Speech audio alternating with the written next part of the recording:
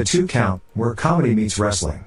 Please comment, share, and like, and if you're watching the live stream, join us with your comments and questions. And now here are the hosts of The Two Count, comedian John Russell, and wrestling broadcaster Big Ace. Hey everybody, happy Friday to you. Cheesy, Rudy, Pearl, all happy to see you. Who else did I miss? Miss there. Mikey's here. Hi Mikey, good to see you, buddy. Who else? Well, somebody else is there. A few people are there. There's Jesse. Jesse, how are you? Good to see you. So it is a Friday free-for-all here. Hello, Micathan. It is a Friday free-for-all. Big Ace is here, of course. We will have Tim Nela with us. And probably you guys recall, Tim is the fellow that we had his bachelor party on our show. So he's going to come back and let us know how things are going. I don't know. He probably won't. No, actually, it's pretty comical because you can hear me, all right? Yep. Okay, good. It's pretty comical if you, on his Facebook yesterday. He saran wrapped a 14-pound medicine ball to himself to kind of, show he can do that due to his wife being pregnant, and was walking her out with this medicine ball strapped to him last night, making dinner and stuff. It was pretty comical. Oh my gosh, that's crazy. I love it. F, good voting. Keep voting for F. We need the big Fs around here. Zach Takes, hi, good to see you, Zach. I'm looking forward to having you on with us next Tuesday. That'll be fun. Zach Takes, of course, folks, with Shotgun Wrestling Radio is in the chat down there in Iowa. Always happy to have you along with us. And of course, Big Ace was a guest on the Shotgun Wrestling Radio podcast this last week. And I'm assuming it went well, correct?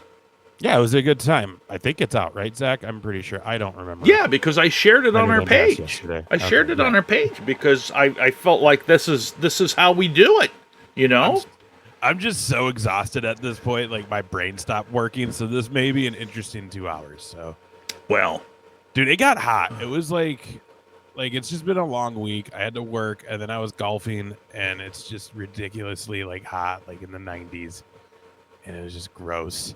Yeah. And then I door dashed for a while, and then literally came home and ate and did this, and I'm just like, my brain is just done. Plus, it's just been a long week of just shit, doing all sorts of stuff. Yeah, just done with dealing all the shit that I have to deal with. So let me ask you. I mean, you're a golfer, and do you need edibles? Zach has them. Zach is offering. Zach, you're in Iowa. Where do you get them? Just curious. Oh, you're a lot closer to Illinois than we are here. Just anyway, I know that I stopped at Galena, Illinois on the way home, and I can tell you that I don't know who started that poll, but I don't know if anyone wants me on full screen. Oh, nice. Well, I 10% more, 25% more. I mean, I can do it. I can do it. No, you're fine. I'm just going to vote for no because fuck you. That's nice. I like the fact that you guys did the poll, and in fact, I have to talk to Corey because on Thursday afternoon on Corey's show, it was a lot of fun. I think you guys, you can tell me if I'm wrong, but we had a bracket for best hamburger. And then everybody voted, and they put up that a poll in the chat, just like that. Yeah, and no one. See, they don't think you deserve it, but anyway. And it ended up Five Guys won, right? Really? Five Guys won. What were the options? Oh well, we had 16. We went through the whole thing.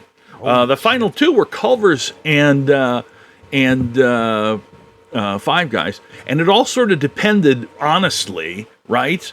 It all kind of depended on where they fell in the list, and we just kind of put them up there.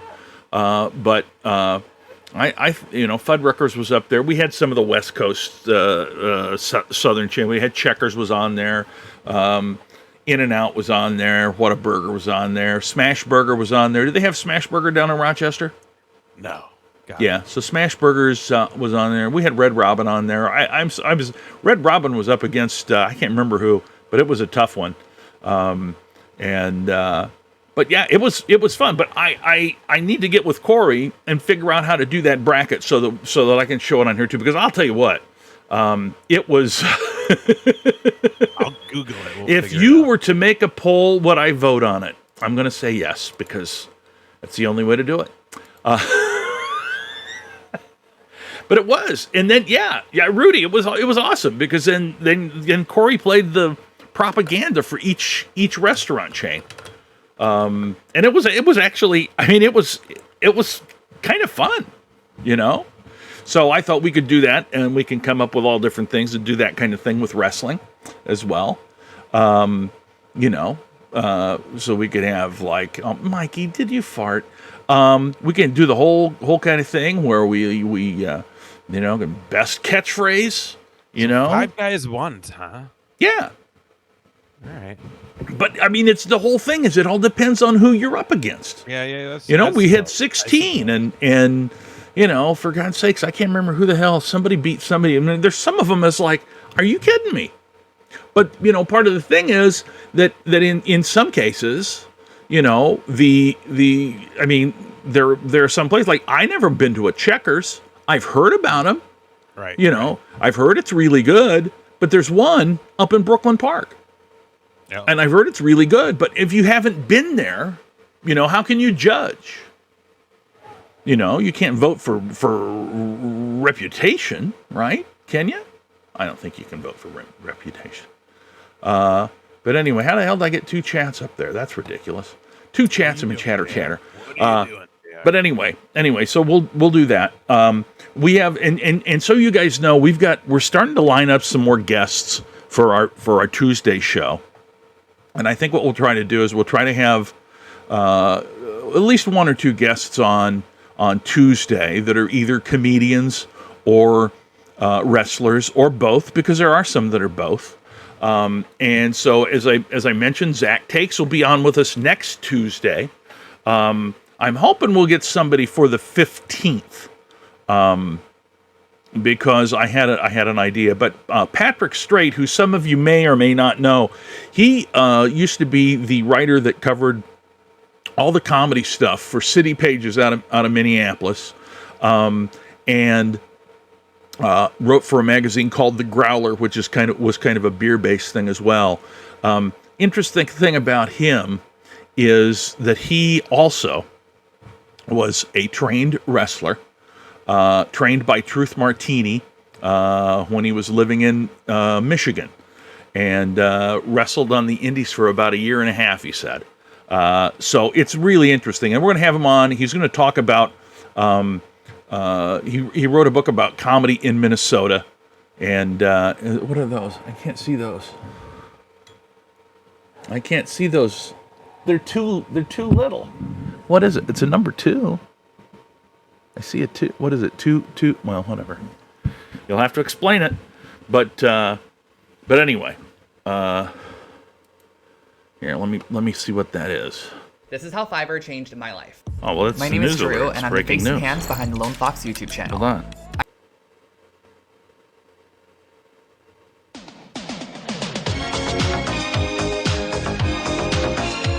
I love it. I don't know if you could hear that. I don't know how I can get it on there.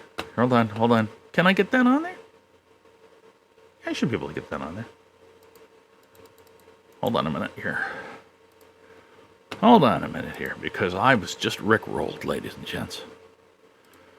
I believe... Oh, this is so embarrassing. It's so embarrassing for me.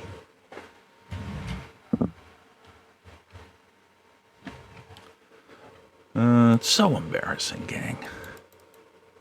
Here we go. Paste that there. All right, and we'll pop that in there. This is the checkers game where grandson and granddad will bond. This is the kitchen where the new boyfriend will unofficially become family. That doesn't come out. These are the Verbo vacation home. Yeah, I gotta get them on. Family. I'm in an odd spot where See, the bad part about putting that up is that Skip the ad, dude. I can't. That's what we're talking about. Oh, yeah, I did. Oh, hell yeah, I did.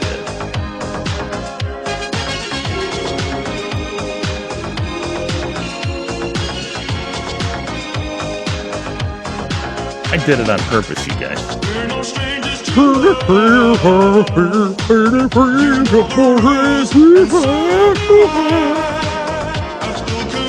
Yeah, anyway. So I have to, that's one thing I got to figure out. It's a little bit different than Corey. It still is. Oh, I know. I mean, hey, Benny, how are you? Good to see you, buddy. Ben Marcotte, comedian Ben Marcotte in the chat room tonight, folks. Pearl from Mod. Oh, what? Aren't you a mod? What the hell? What the hell? Okay, how do I do it again, you guys? Is it /mod space? You gotta tell me, because I don't remember. Let me try it. So I think it goes /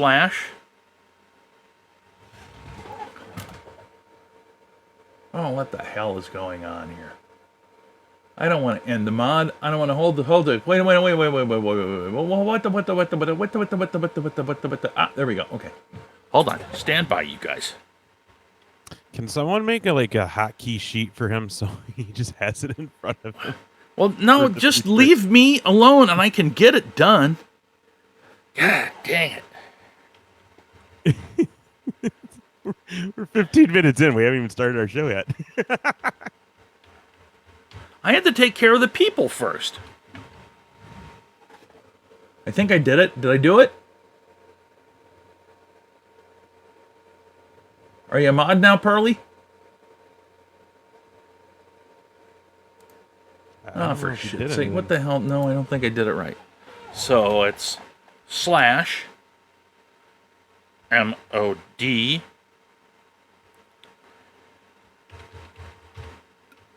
And then their name, right?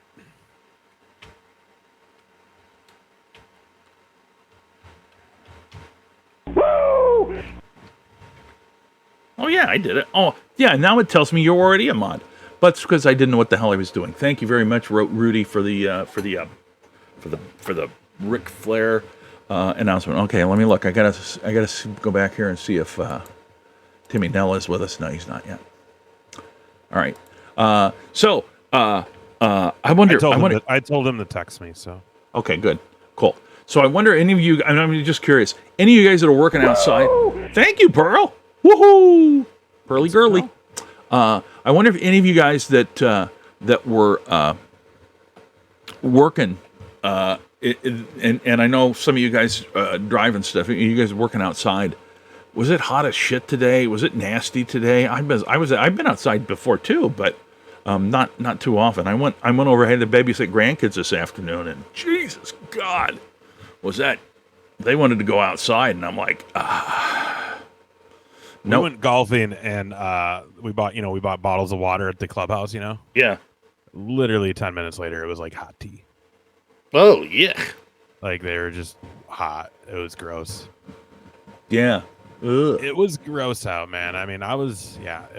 Ugh. That's nice. I don't do well. I don't know about up in the Twin Cities area, but when I was down in St. Charles golfing, there was some good wind going though, so at least there was that. Otherwise, it would have been really bad. Yeah, my grandkids wanted to play what they like to call zoo, where they take all their stuffed animals, put them on a rug out in the driveway, and I agree. Yeah, and then it's supposed to be hotter tomorrow. I know. I'm supposed to go back out tomorrow night, but tomorrow evening. So hopefully, well, night's fine. It's not. Here's the thing. It's not humid. Right. So it's not too bad. It's just hot. Yeah. So I got to tell you this because this is the truth, and I think I may have told you this. You may know this. Jesse, oh, Cheesy, look at that. Look at that. Oh, yeah, Cheesy. Thank you so much. Thank you for putting those people on as subs. Look at all those gift subs. God dang it, look at that. Yeah, now they're all coming into the channel. Oh, yeah. Yeah. Fork in the road. Yeah, it's cream. Yeah, it's a hype train. Oh, yeah. We're got level 2 already. Oh, yeah. Elizabeth. Miss Elizabeth want to be in a hype train. Ooh, Rudy, thank you, buddy. Funniest proposal ever. Elizabeth, will you marry me? Like, what? Oh, yeah. Yeah. So here's a funny here's a funny thing about golf, though. And you may know this story. I don't know if these guys do.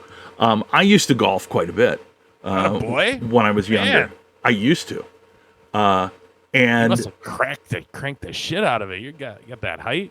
Get the I clubs going? used to do pretty good. The middle game was my downfall, but chooka chooka choo choo. But Braun Strowman Express. Although that's out of commission now. he's unexpressed. So I went golfing one afternoon with one of my co-workers at the radio station, and we went to Soldiers Field in Rochester.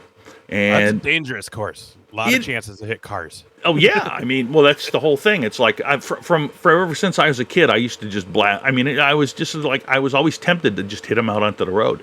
Oh yeah. Take range balls, hit them out onto the road, and then go because pretty shitty thing to. Anyway, point being, on I don't know what hole it is, 12, 13, 14, something like that, in that neck of the woods, on Soldiers Field, the one that's going right along Highway 14. Yeah. It was in the middle of the afternoon, sun's starting to come down.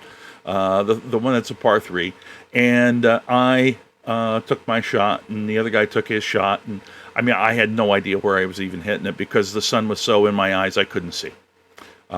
We get there, and he says, "I don't know where your ball is, or there's one up there, but I don't know where yours is." And we looked around, and it wasn't off. I mean, it was in the hole.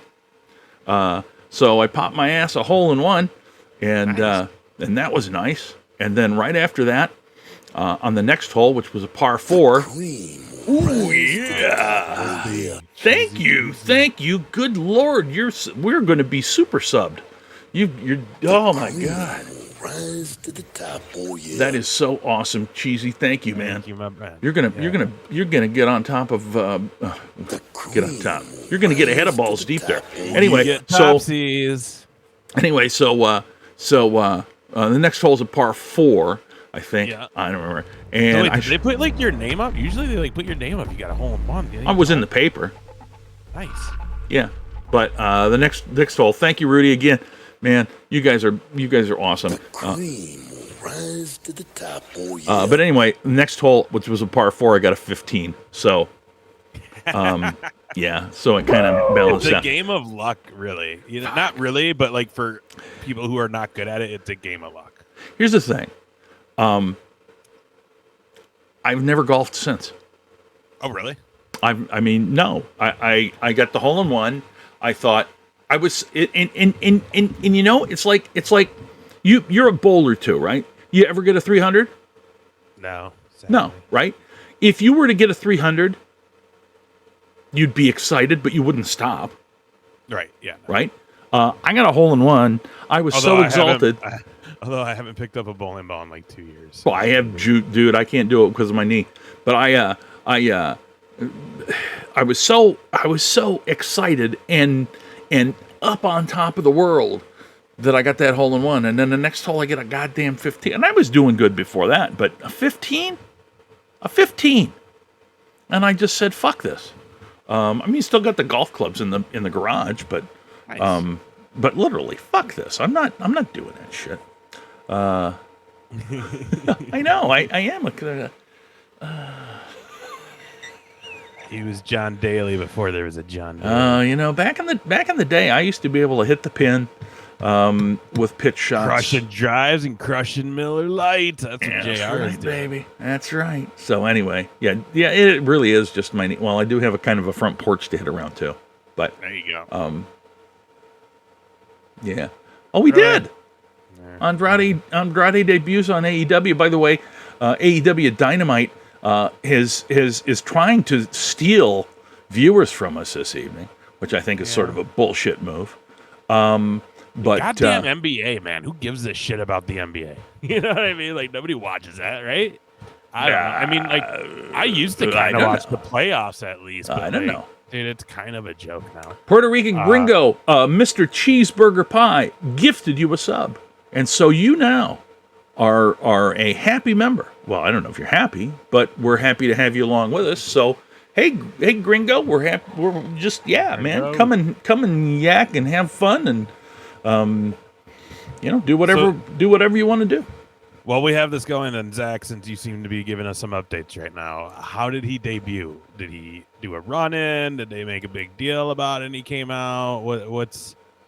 How did he debut on Dynamite? So Double or Nothing, the whole Leo Rush thing was a bust. I don't care. I don't think they got the crowd response they wanted with that either. No one gave a shit. It's Leo Rush. Sorry, buddy. And honestly, man, Andrade was good, but I mean, like, I don't care, I guess. I don't know. Like, I'm more like wanting to see what Samoa Joe is going to do. Oh, Vicky introduced him. Oh, no. Yeah, that makes sense. It makes sense that I don't like it. It makes sense that, hey, you're Mexican, so be with the Mexicans. Oh, man. I will say this. I began to enjoy him, when they started letting him do a little stuff. But, when they started having him and Rancho Mirage and Umberto Gilberto, because I don't know everybody's name anymore. I don't. Well, I didn't. But you know what I mean. I didn't mind him when he was with Vega. Yeah. And Solo. They bring Garza on, and to be honest, I kind of started to enjoy Garza more. And then, like, he was just there, and then all the shit happened. Now he's gone, and it's just like cool that he's there. I don't know. To me, it seems like and Vicky still draws the biggest heat wherever she goes. It's amazing. To me, that's a wasted sign for AEW. Yeah. It's just a waste sign. Like. It is and it isn't. Hype Train success. Thank you very much, you guys. Easy, we finished out a number 2. Number 2. We always love to do the number 2. And there's that. God, it would be great if we got a bunch of cats. That'd piss Corey off, I think. What do we got? Dog. No, there was a cat in there. Oh, there's one cat. There's one cat. One cat. 3 dogs. 4 dogs. Shvink. Shvinkin' finkin' lingity-doo. I don't understand that. That's Husky. Husky is a name for Husky is a term from back in the olden days. You used to be able to buy your pants. Husky jeans, yeah. You could buy your pants in Husky.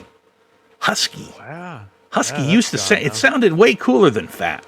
Yeah, when I was a kid, I was like, I want to wear the pants like the Husky dogs. Those things are badass. And then I was like, oh, those are fat people. They're just fat. But yeah. And then it's like, oh, no, I'm fat. Awesome. So, I just and those are here's the other thing too. We still have some of these left. Some of these. Shit.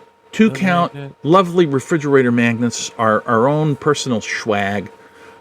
If you don't have one, if you're a subscriber in Puerto Rico Gringo, you can send us your mailing address, name and mailing address, and etc. And we'll send you one of these out, along with anybody else who's joined the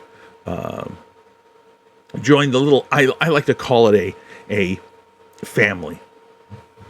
The 2-count family, and I don't mean family because you hear some of these guys say, "Oh, we're the nation." I'm like, nah, we ain't a nation. They're like, oh, the community. Nah, we're not a community. Hold on, I got to allow this so I can read it. Worked at Johnson & Johnson selling clothes in Elk River. Have you try on jeans? Grab your crotch. Ask if there was enough room. Yo. I love it. What I love was that? There is that one Was it the Goldbergs is the show, I think, that's like really based in the 80s? Yeah. Adam Goldberg guy. Yeah. Where that was one of the first episodes is when they take the youngest, the kid goes shopping with his mom to get G and she starts grabbing her on the crotch. How's it feel around your crotch? And it's like, yeah, because anybody who grew up in the 80s, early 90s, more than likely had a mom. Cheesy. So I don't know what's going on in August. But I still have them all. Yeah, so Brungles. I don't have the Brungles stuff available to play on here, but here's Mama Lejeune's Brungles, but it's not a magnet. This is just a sticker. Oh, okay.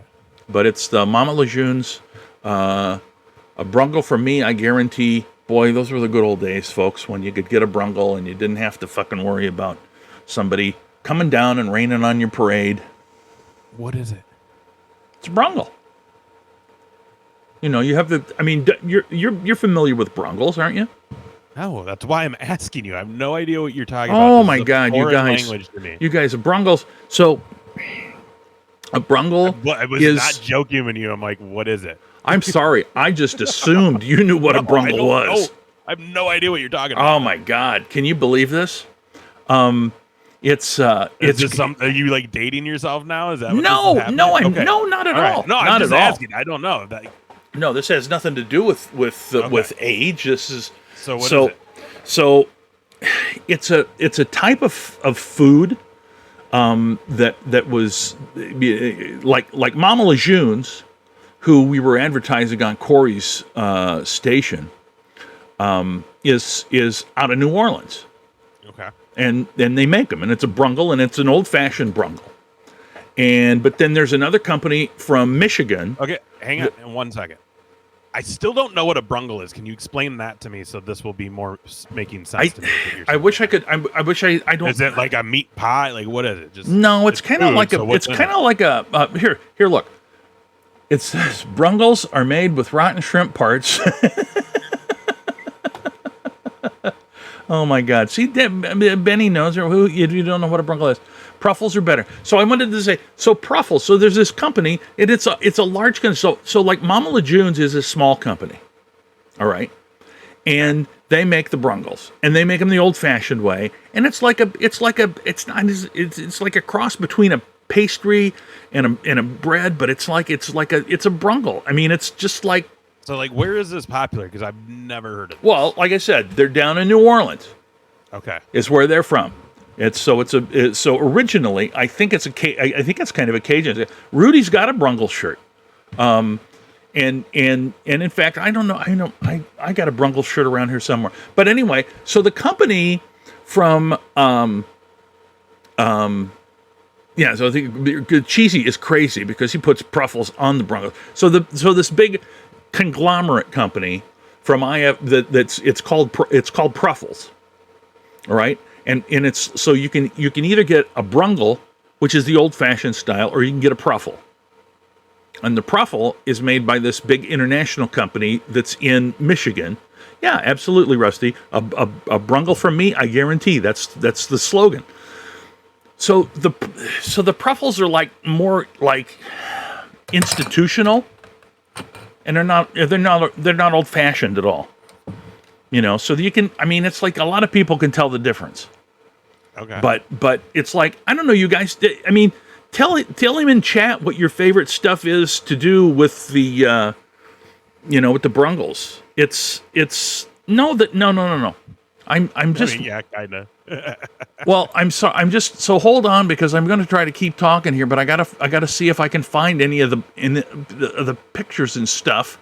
Oh wait, can I screen share? I'm trying to figure out if I can screen share. Different. All right. Here. Well, the other thing is, well, you're on your computer, so you can't really do it.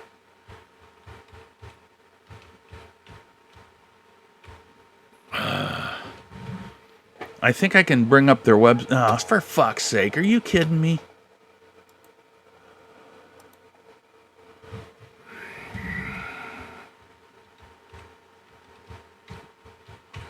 I'm trying to get Brungles.com and it's not working with my God blessed because I've got my whole computer screwed up because of the look up Brundles.com, and it'll show you. Truffles come in an assortment of flavors. There you go. There's nacho, cinnamon, maple, and blue cheese, and yes, pepperoni pineapple, which is very delicious. I typed in Brungle, and all it brought me was a place in South Wales. No. Look up Brungles.com. Brungles.com.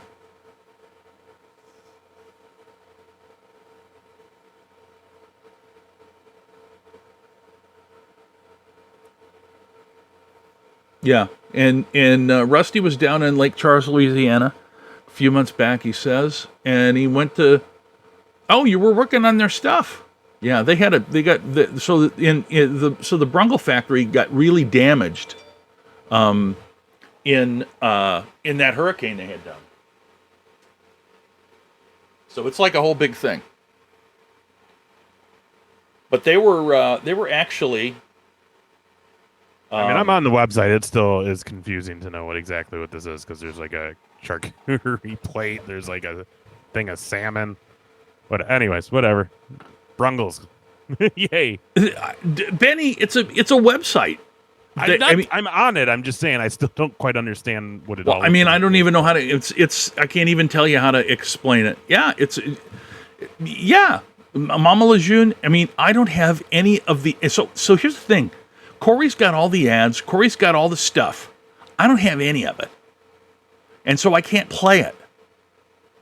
Otherwise, I would play it for you. You know.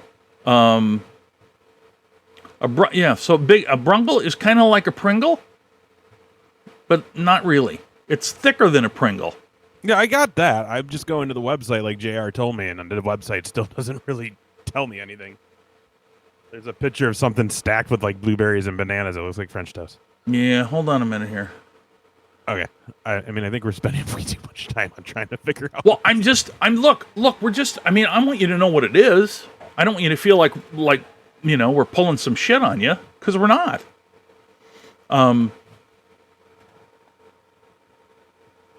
That's rough, Gringo. Oh yeah, that is bad.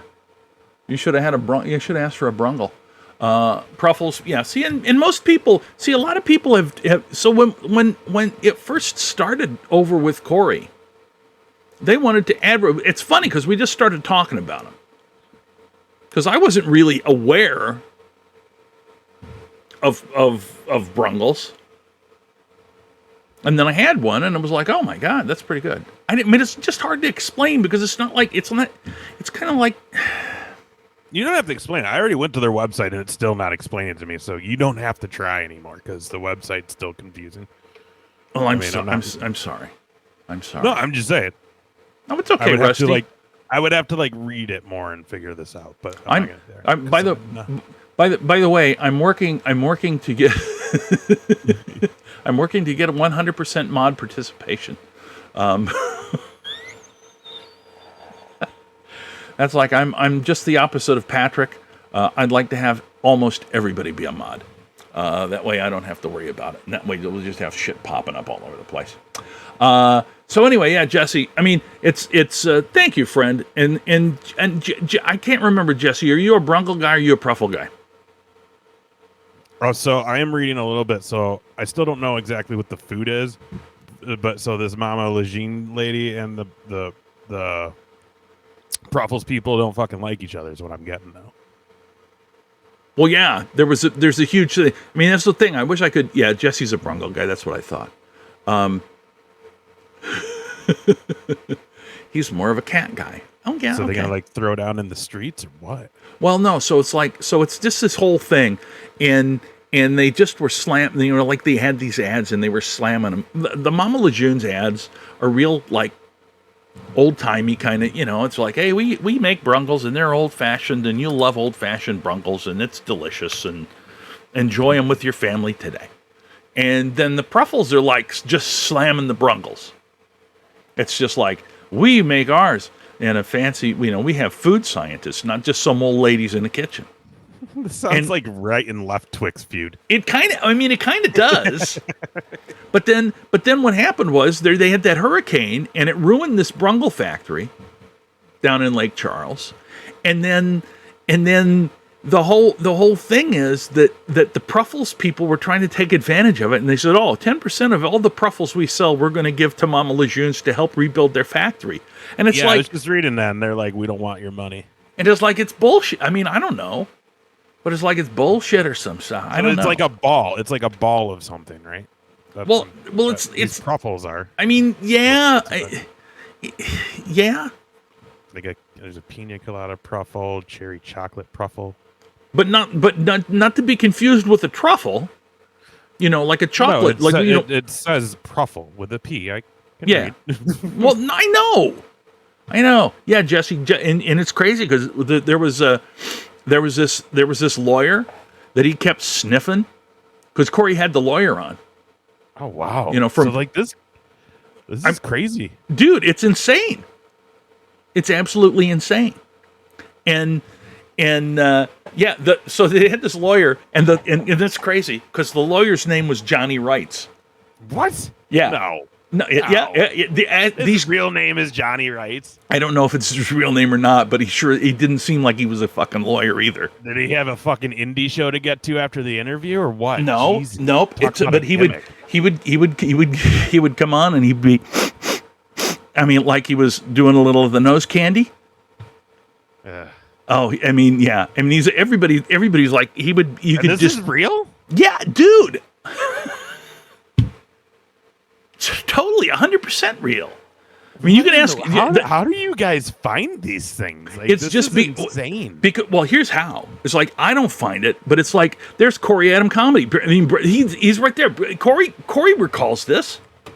Corey finds us all. I'm just saying, this is just insane that, man. Yeah. And so great because I see that happening here. Like I see that happen in my local town all the time, where companies are just shit talking each other. And it's like, you guys are all dumb. Like just. Yeah, it's absolutely crazy. It's so crazy. But it's funny now to see how many businesses in the country, like people just wild out, and it's like you guys forget your businesses. Like you have to handle things in a professional manner. Well, but not, I mean, when there's a lot of money involved, and I mean, these guys are selling these Brungles and Pruffles like crazy, and then out of the blue, there becomes this whole thing with this hurricane that sort of throws a huge monkey wrench in the works, but just the whole, I mean, Corey had that lawyer on. God, I'm going to say he had him on 5, 6, 7, 8 times. I mean, like a lot. Only because we didn't think he was a real lawyer. And he would get in these arguments, and he would promise to do things for people, and help them out with stuff, and then they'd get into worse trouble. It was crazy. That's insane, man. Yeah, I'll tell you. But anyway, so I'll give you one of these stickers too. I still have a bunch of these stickers that they sent. You should bring one for Big Papa Pump on Thursday. He might want it. I don't think. Well, yeah, Big Papa Pump. That's right. Well, here you go. Cheesy gave Johnny Wrights money for bad Brungles, and he got a coupon for a free alligator. I mean, it's like, yeah, all right.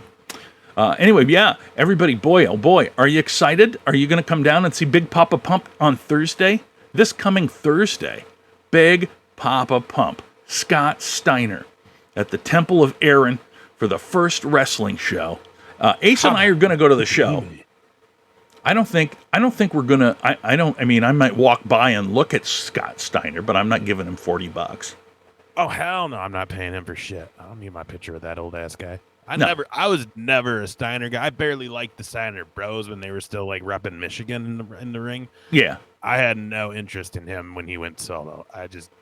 I was never a Steiner guy, man. So like, and the more crazy he just got throughout the NWO, then the WWE days, and then the Impact, like it was just like, dude, why is anybody using this guy anymore? This guy lost his mind a long time ago. Yeah. Kick him in the Jimmy, Dan says. Hey, Dan, good to see you. Happy Friday. Hope things are going well for you. Yeah, I hope your move went well. That happened, right? I don't remember. Mikey, that's awesome. Is he going to say his pun line? Rest in peace. Yeah, I hope he tries to do. I hope they let him do a promo and let him try to do math. Oh fuck! They ain't gonna let him. Honestly, are they gonna let him in on the ring? I doubt it, because like they're advertising that the whole meet and greet with him is free and you don't need an event ticket. So my guess is they're like he'll probably be there just beforehand. Maybe he'll stay during the show, or he'll just jet out after, because it sounds like they're literally bringing him in just to do that. Yeah.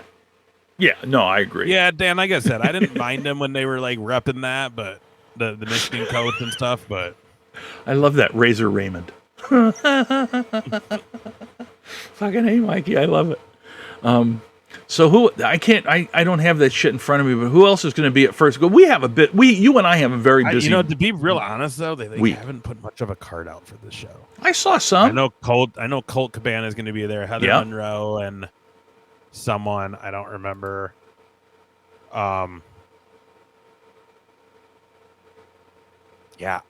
There's like one or two matches they've announced, but otherwise I don't really know any card for that show. Heather Monroe and the girl that used to have the NWA title before Thunder Rosa got it off of her. Allison Kay. She was going to come to that Bauhaus show and had to cancel. Oh, is she the one that had to cancel? Yeah. Okay. I remember all this shit like it was yesterday. I for some reason thought that was a different girl. Yep.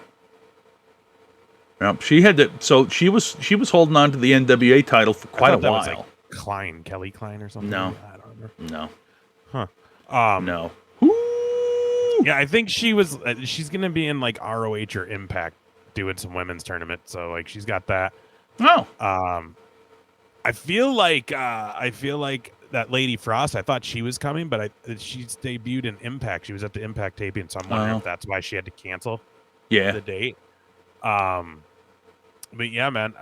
It'll be a good show. I just they haven't really announced much. It's cheesy. The NBA. She was a 3-point specialist. I think that who the hell that Jade Cargill was she was a college basketball. Yeah, she was not. She is D1, D2. Yeah, definitely D1. But I don't think she. I don't think she went to the. I don't think she went to the WNBA. But she was definitely D1 in women's basketball. Mr. Nela says he's on. Oh, all right. Let me grab him. Copy to clipboard. Let me do this. And the WNBA is still a thing, right, guys? Is it? I think it is. I think we still have. All right. So where are they? Hold on a minute here. Didn't you guess? Is that it? It is. Let's see what we can come up with here. Oh shit! I already see him, and he's got that rock sweatshirt on. And there he is. There he is, ladies and gentlemen. Tim Nela. You know him. You love him. You were at his bachelor party. Oh, hold on. I got to get your audio here. I had it on mute. Oh, you had it on mute. Well, son of a weasel. We were just talking about that bachelor party yesterday. That was the first bachelor party we ever had on this show. And it's the first bachelor party we had that the bachelor himself provided all of his own liquor. Yeah, no kidding. It was a fun show, that's for sure. So how things been going, Timmy? Man, life is crazy. I have a baby boy due end of August. As you can see, the background's a little bit different. I moved in with the in-laws last month. We're currently in a situation where we're building a home, so living with the in-laws for the next few months, and it's just been everything's just been hectic, but just trying to stay afloat. You know me, just got to keep smiling. How y'all been? Better than average. I'm hanging in there. I'm not dead yet. That's true. Yeah, none of us are. I've been working on it. I've been trying pretty hard, but it's just not sticking.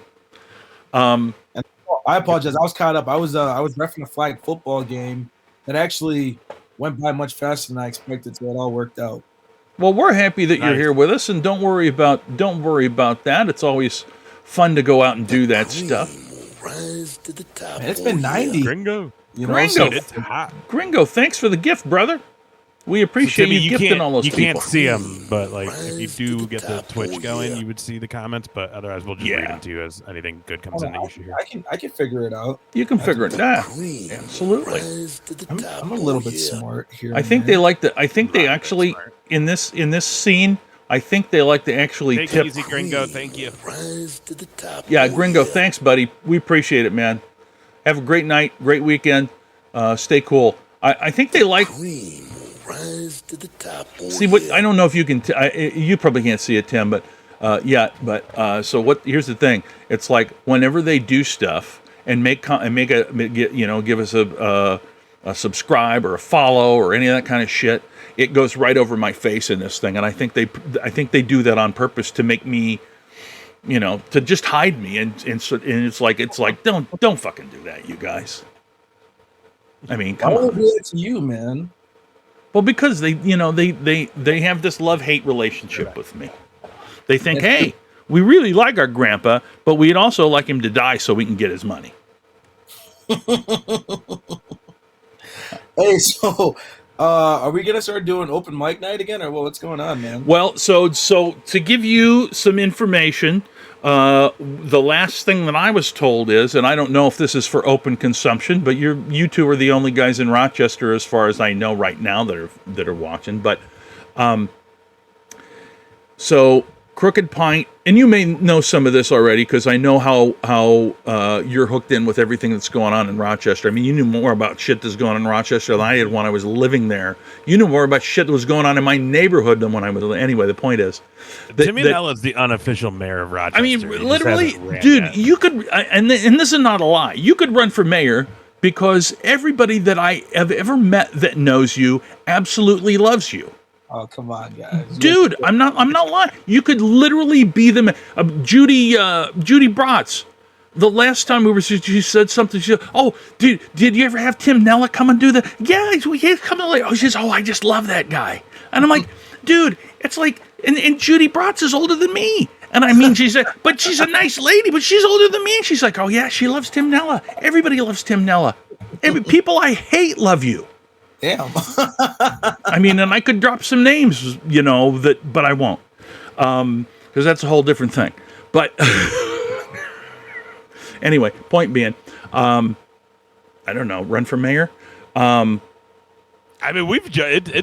it's been thrown around at Timmy for a few years now. It should be. It should certainly once. So here, I will say this: once your son is born and you get a year or two under your belt of taking care of him and all that, I would definitely, if I were you, I would definitely run for mayor because you would definitely win if you want to do the job. But you would be such a fantastic ambassador for that city.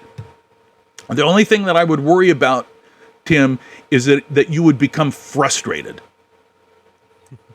Yeah, and I think that's probably the big reason why I wouldn't want to do it. Yeah. Just because like, and Dave and I talked about it yesterday. Well, I'll call you Ace because everybody calls you Ace. Ace and I talked about it. Like, I'm not really good with like nonsense and drama, and it's just, I don't know. It's so weird to me because I see everything, but I'm the person that's always like behind the scenes when I'm watching stuff. And if anybody tries to approach me, because right now what I've been doing is I'm highlighting the fact that my wife is pregnant, and today was the first episode where I strapped a 14-pound medicine ball around my waist. We had it saran wrapped, and I'm doing duties around the house, insinuating that I'm pregnant, right? And then I've had a couple people try to comment and just kind of like derail the thing, but like they don't do it intentionally.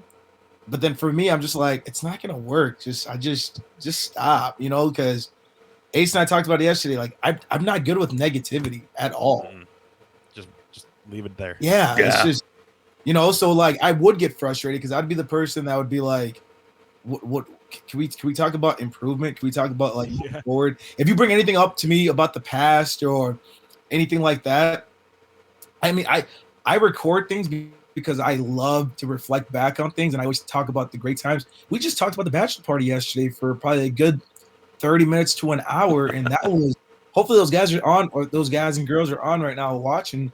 That was the best bachelor party I could ask for. Now, granted, I do have a bachelor party coming up here in like 26 days down in Myrtle Beach, but either way, A lot. Yeah, a lot of them are in the chat. It was just so much fun. But having said that, Hey, wait, how's your back though? Because I seen the video of you walking around with the medicine ball. I saw you grilling. I was talking to you while you were wearing it. So like, how's your back? How was it? My back hurts just from swinging a golf club, Timmy. So I can imagine, guys, 14 pounds strapped to you. I would be lying to you if I said that I'm not in pain today still. And for those that know, I'm a big LeBron James fan, and I damn near slept on the couch with that thing strapped on me because I'm watching the game, like hoping for LeBron to be LeBron, and it just didn't happen. And then like I looked at my wife and I'm like, get this off me right now. No, I and the thing is, it was 14 pounds, and I did my research and it said like on average, women can get anywhere from 15 to possibly 50 pounds.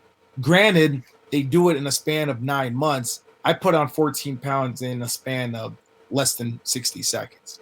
But yeah, no, it's for anybody that is or in a relationship or has somebody, I recommend doing it just because it's one of those things where these women are brave, man.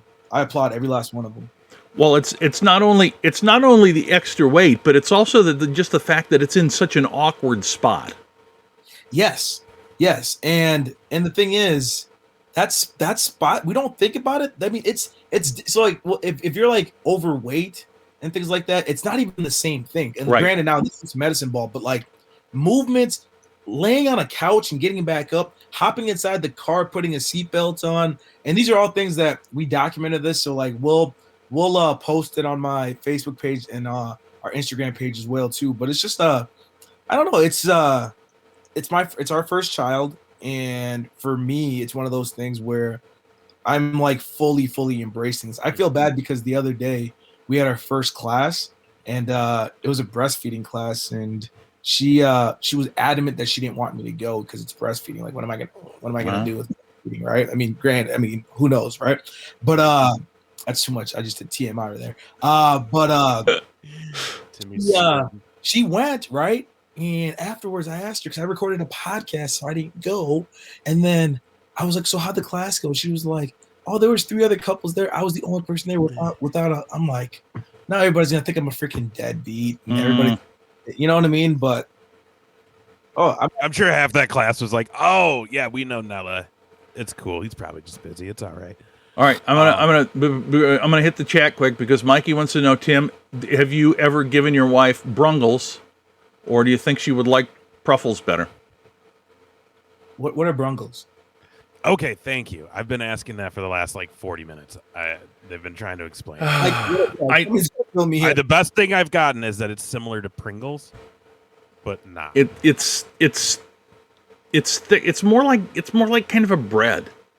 Okay, it's like a roll. It's more like a, but it's that type of, I don't know. It's very difficult to explain. It's Brungles. The one that we ended up talking about the most was Mama Lejeune's from Lake Charles, Louisiana, is where they were making them. Mm-hmm. And then they had that hurricane down there, during the pandemic, and the Brungle factory has just sort of taken a crap. It was damaged, and they haven't repaired it. And then on the other side of the coin it's kind of a Brungle knockoff. Which are called Pruffles, and so that's made by a company in Michigan, and it's the Brungles are the old-fashioned kind of historical recipe. And then the Pruffles are more institutional, I guess. I don't know. It's if you haven't had them, it's really hard to explain it. And I had Ace look at their website, and didn't give me answers. He says it doesn't help him too much. So it's called Brungles. Brungles, Brungles, Brungles, Brungles. Yeah. No, I'm gonna have to go with the second option because I don't even know what Brungles are. Yeah, we'll have to figure out how to get you and Ace both have a taste test. Yeah, I'd love to try these. And- Because and- everybody in the chat room definitely has a preference between the two, and I'm like, I want to know. I want to be able to have a preference. So I do want to try these. And that's the thing. Literally, everybody in the chat is. I mean, they all have a preference, and it's. I mean, it doesn't surprise me that people don't know what they are, because it's not a common food up here. If you supply it, Ace and I are all in. I know that. I just have to figure out how to get them up here, and I don't even know if we can get Brungles now because the plant's not up and running. I'll see if we can figure it out. I'll see if we can get some. We'll get something figured out. But so, anyway, Timmy, you were doing a football game, so you just got home. Have you caught up on anything that's going on tonight about the wrestling? Okay, so because you know me, the game was supposed to start at 7, and I didn't get there till 7:30 because I had to watch SmackDown. Right, and so I didn't watch the match. I seen Roman Reigns promo. Outside of that, fill me in. I don't know if you guys already talked about it. I apologize if you guys have, but I didn't catch anything outside of that promo. Yeah, I only caught the last 40 minutes, and then I jumped on here, so I didn't see much. I watched the match between Carmella and I saw that. And then Liv Morgan. and Liv Morgan, and I thought, what the fuck are they doing? I mean, pardon my language. It was funny too because they made the comment as, Liv Morgan going at it alone tonight, and it's like, yeah, no shit, you guys fired her tag. And she had the little teardrop things underneath her eyes and stuff. We go all that. Them losing Ruby Riott was an absolute travesty. Them letting her go, just absolute travesty. Did anybody know why? Oh well, budgetary reasons. Yeah, they claim budget cuts again. I mean, that's the text that came out from John Laurinaitis, is that it was due to budget cuts. But I mean, they've made the most money they've ever made as a company during the pandemic. And yet they're apparently in talks with Brock Lesnar, who gets paid $1 million per appearance. Yeah, he just got moved to the active on the website, right? Yeah, because they mention him. They mention him on Raw, and you know how WWE is. They if they mention somebody, they are definitely involved. They do not mention anybody if they're not going to be involved. So $1 million. I mean, this was his last contract. Was $1 million per appearance, and yet they have budgetary concerns. Well, on AEW, did you see Hangman Page use the F5 on Brian Cage at Double or Nothing? Really? Yeah. So, and it's interesting because they're doing SummerSlam in Allegiant Stadium, right? So SummerSlam, which is usually either stadium or arena or maybe a baseball stadium, is now going to be in the Raiders NFL stadium. So it's like, how are you going to fill that stadium? And it's the night after a Manny Pacquiao fight. So how are you going to fill that stadium? Well, Cardi B apparently hosting it, and then bringing Brock back, right? Yeah, going to sell tickets in Vegas. Yeah, and I will be honest with you.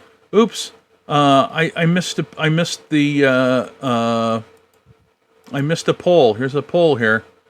And they were trying to settle the Brungles. Oh yeah. What they say? Which is better once and for all? Brungles won. Brungles with shrimp, Pruffles that are sugary sweet, or Earl's Triple Threat. And Brungles. Try JR with Brungles, so then we can all try it. So we had all the information from the company. We just haven't heard anything from them for literally months. Because I'm intrigued now. I'm really, really intrigued. I need to try this because I love food. We'll definitely get this taken care of because it's Broncos. It's a They were great actually debate right they now. were It's a actually great paying us debate. to promote on Corey Adams' show. So it's just one of those things where I'm a huge Broncos fan, but it's just because they have different things. It's just really hard to describe it. It's not like a bear claw, but it's kind of like a bread, but it's not a bread. It's more like a pastry, but it's not. And it's like, And then they have flavors. and they have flavors. Yeah, Okay. they put That's an easy. That makes more sense. Is now. it? Now I mean, understand. it's just. There you go. I think the hard part for me is to just because it's like, oh yeah, it's just like it's.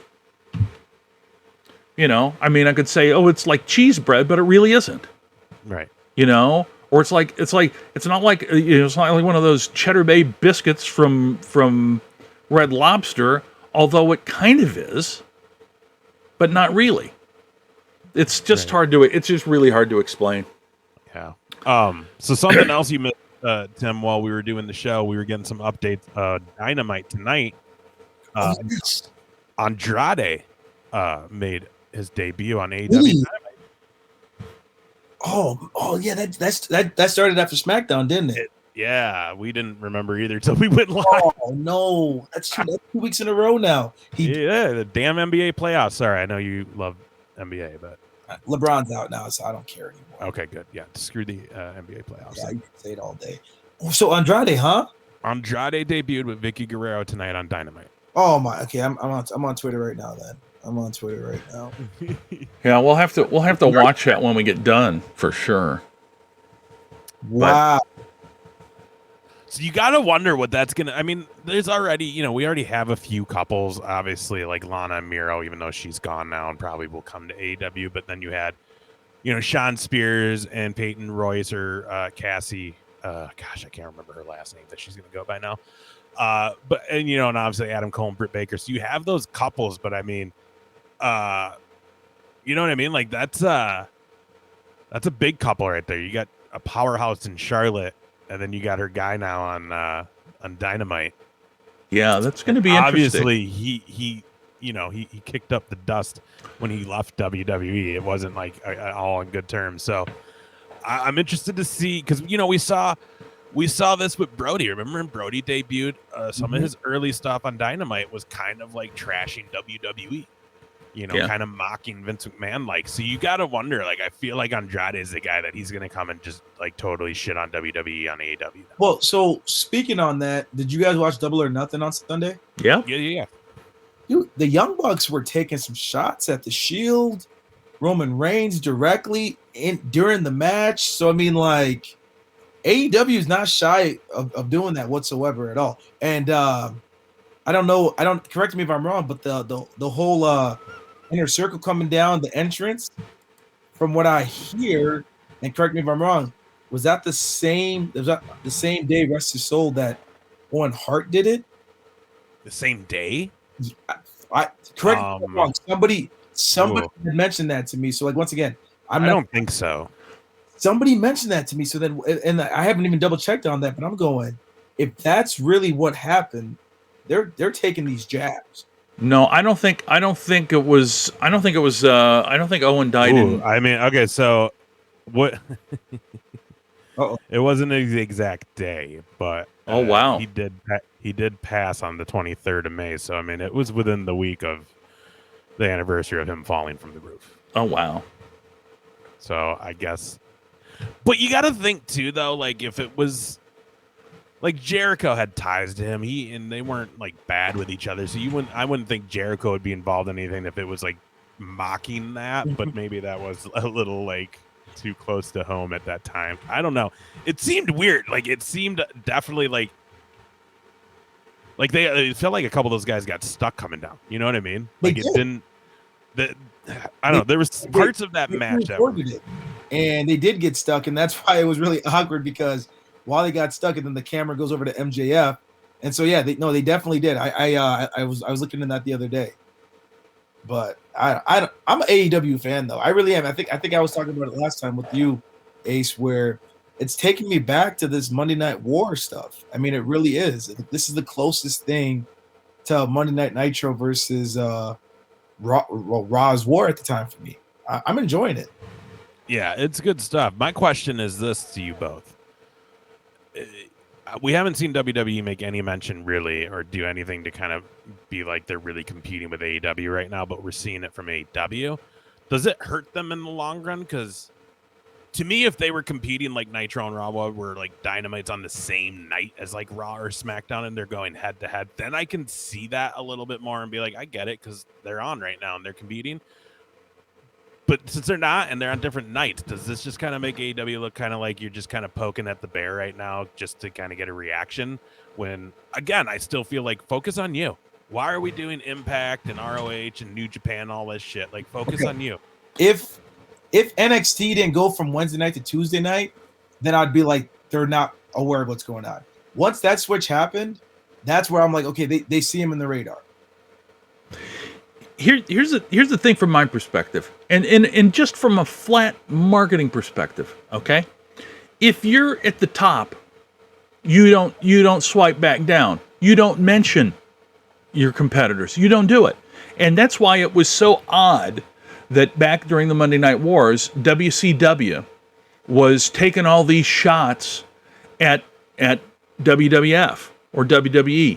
And honestly, they hurt themselves. Now, in this scenario, AEW is not at the top. And so for them to take shots is, in my opinion, perfectly fine.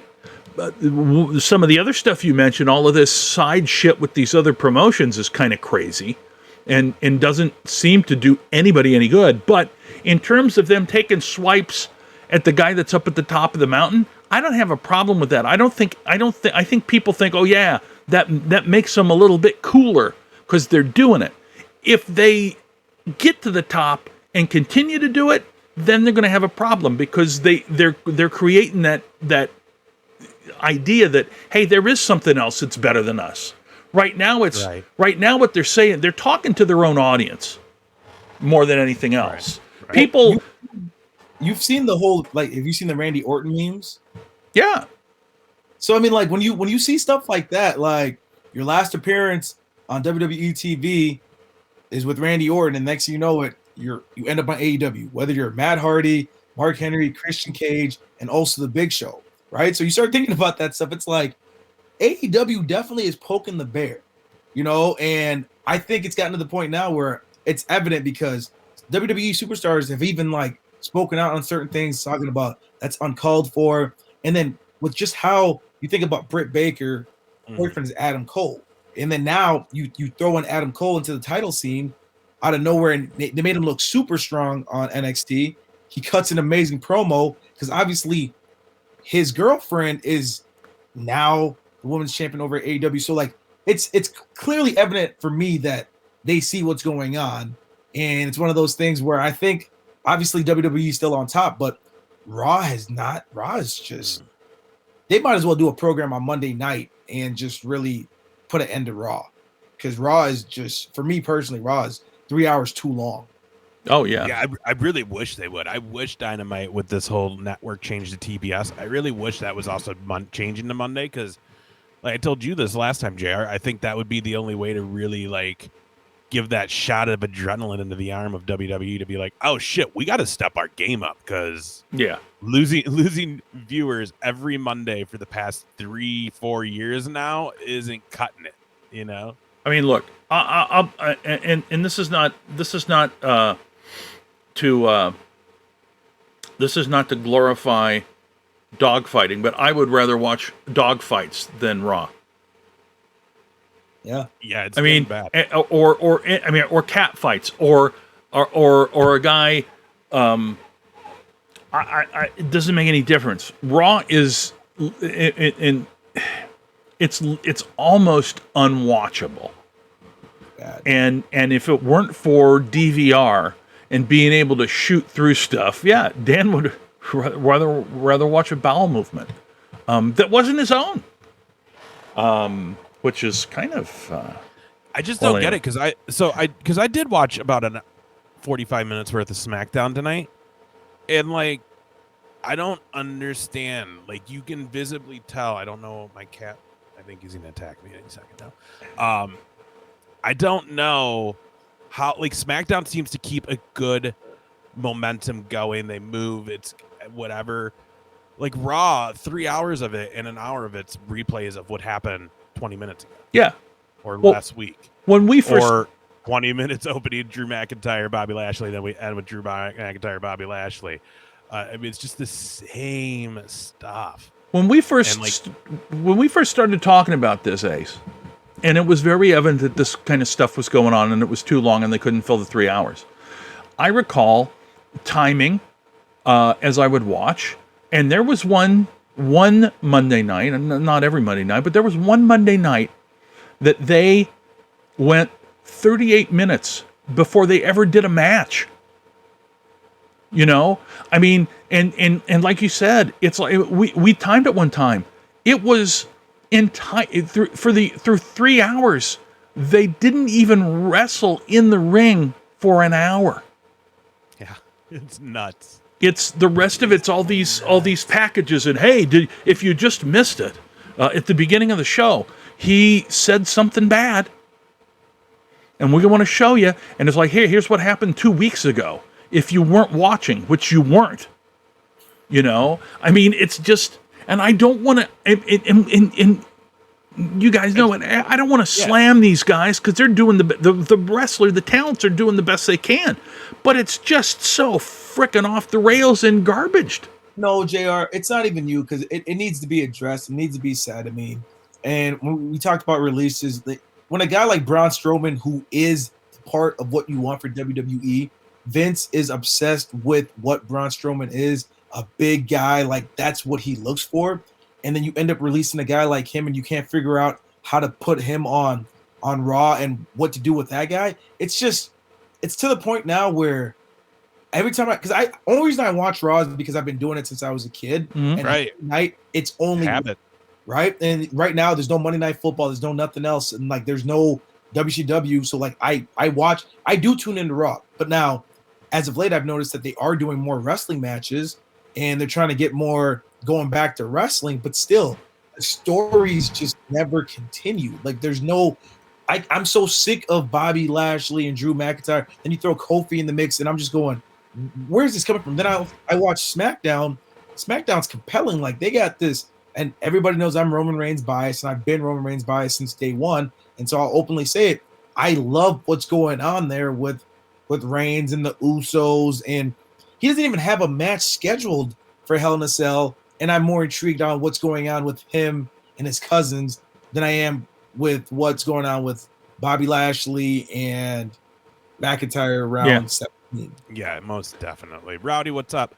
The easiest way would be cutting a third hour out, which we all know won't happen, but that would be the easiest way to tighten that up. But yeah, it's rough because it's just like, how can you have such two different shows when you're the same? You know, because you see NXT is a well-rounded, great product. I know not everyone agrees, but in my eyes, it is. But here's the other interesting part of it. Right behind there, and then the main show, the flagship show, is just shit. But here's the other interesting and weird part about it. The same people, the same guys are in charge of both shows. How can it be? How can it be that they just assume that one can just live its own life and we don't really have to look after it much, and the other one they've got some compelling stuff. But it's just let me say this, and maybe I'm wrong, but like I also, and we've talked about this, I think there's a lack of stock. Raw, everything's focused between McIntyre. Hey, Tim Nela, thanks for following us. Nela, and he's jumping on JR's face. I love it. You know, everything's based right now around Bobby Lashley and Drew McIntyre, which I get it. Drew McIntyre is great and stuff, but he's not Cena. He's not that guy that you're going to be able to keep around like you kept Cena around. You didn't give him his moment at Mania, so it's kind of over. Thanks, Rowdy. So it's kind of over. Like, I'm over him. And to be honest, I just, oh my God, we got Ric Flair instead of JR tonight. This is great. How you doing? Oh, never mind. Sorry, JR. It's just like, it's just so bad because it's like there's none of those guys have star power to me. Like Lashley's okay. I like him at MVP, but like Tim said, I'd rather see Reigns and Paul Heyman be the big power heel on Raw, as opposed to those like the guys that they're trying to make the top of the card on Raw just are like they're not it. You know what I mean? Like they're not it. Thanks, Cheesy. Thanks, Cheesy.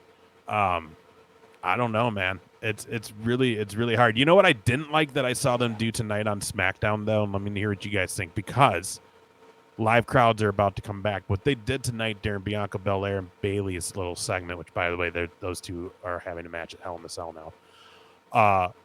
They're doing it around the Bayley laughing at Bianca. So like they ended the promo with her because she was via satellite Bayley, which great move as a heel. That she laughed at her at the end of the whole thing, like you know. But then they literally on the Thunderdome, every screen turned into Bayley's just face laughing. So it was supposed to be this thing where the whole arena was just Bayley's faces laughing. And it's like, okay, I get what you're doing, but literally in like 2, 3, 4 weeks here, you can't do that. So what are you gonna do? Like, stop with the smoke and mirrors like that now, because we all know you're coming back to the road. So start getting ready for that, because otherwise they're gonna have a real big disconnect when it's like, oh, we can't lean on cinematic and like trickery anymore because the fans are here. Because I'll boo the shit out of them at that SmackDown at the Target Center if they try to pull any of that shit. Here's what'll happen. They've already done it. They've already gotten away with it, and in their minds, I guarantee you that they're going to say, well, Matt Hardy, when he was Broken Matt Hardy and they did all that stuff that was cinematic on Impact, there was no pandemic. And they were perfectly happy with it. So they're going to go ahead and do it. I guarantee you they will.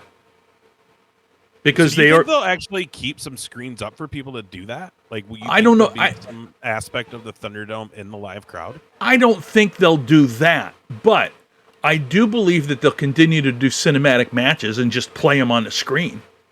Yeah, AEW's doing it, so. Yeah. I mean, yeah. And it's like, unfortunately, it's acceptable now. No, and you guys are so right, because I'm so worried about Raw, because when it's live crowds, if you throw Mason T-Bar out there, they're gonna get booed out their arena. I'm sorry, man. Like I'm sorry. I'm at the point where I look at SmackDown. I'm at just do something drastic and throw like Kevin Owens over there, because you could actually put the belt on the guy like KO, because you guys know I love KO, and I know you guys do too. Like there's just so much talent with in SmackDown that could be utilized properly on Raw, because I think unfortunately McIntyre, the pandemic ruined it for him, because now it's just not the same. Or am I wrong? No, you're right, 100%. Right. And in fact, you nailed it. Bring KO over to Raw, take McIntyre out, put him in with Bobby Lashley, and you will then get me interested again, because Kevin Owens will make it compelling, and I'll want to watch, because he can sell a match, he can sell a fight, he can sell a feud. He did it tonight with that stupid, what's this guy? Who's Apollo Cruz's like commander? That's like, I hate that shtick when he's got a guy who's like way bigger than him, but he's his like sidekick, and it's like, he can just kill you. I don't like this whole like Apollo having an accent out of nowhere anymore. Like ever since this new gimmick, it's just weird, dude, because you never talk like that. Wasn't it? Isn't his commander Baba? Is it Daba Kato? Yeah, it's Daba Kato. He was the guy that I mean, he's got to be happy. He got to keep a job doing nothing versus Braun Strowman, getting let go. And Braun Strowman, if you remember, kicked his ass at the Club Underground. He did. Yep. Well, even on Raw, if you throw a guy like KO over there, hey, AJ Styles, this Omos thing is over. Get bye. Like you got AJ Styles needs to be a singles competitor. He needs to be feuding with a KO, or you can even throw Big E out there and give him the push that everybody's talked about. There's just so many different things that could happen. Xavier Woods has looked really good in these matches recently. Yeah. You know, I mean, Xavier Woods is great. He's always been great. I just don't know if Vince will ever look at him with the look of like he can main event. You know what I mean? Unfortunately. So like, Wes and him were FCW tag champs together back in FCW. oh, I didn't know that. Yeah. Wes and Xavier. So like he's always been tied to that role of like he's that great tag team guy. Yeah. But I don't know if Vince ever. But I mean, that was the same thing with Kofi. Vince never saw Kofi like that, and it took the crowd to do it. Daniel Bryan wasn't supposed to be what it became. The crowd is what pushed it, and that's what I'm excited about with these loud crowds coming back. Because, hey man, you can't just pipe the noise in to make the people watching at home be like, okay, well, this is the guy we're supposed to cheer for. Like the fans are going to be back, and they're going to cheer for who the hell they want to cheer, and they're going to boo for who they want to boo. And I hate to say it, but I wouldn't be surprised you see McIntyre get some boos when he comes out at the first crowd, because it's just people are tired of it now. Yeah, Benny's right. They are too small. They're not Vince's guys. In fact, I saw, I can't remember who it was. I might have been it was either Wrestle Talk or What Culture, but they were talking about there was this idea that the good news was that WWE, even if they let all these people go, is still scouting new talent and still looking at people that are at the Performance Center to pull up. But what they're looking for is they want to have more diverse talent, which is good. They want all the men to be at least 6 feet and 220. Yeah, just pigeonhole them, man. I mean, they had. I'm sorry, JR, but like they had I was reading this article with Wardlow where he was like, he had a tryout with WWE or whatever it was, and then he was just like, screw that, like I can't, I'm here to wrestle.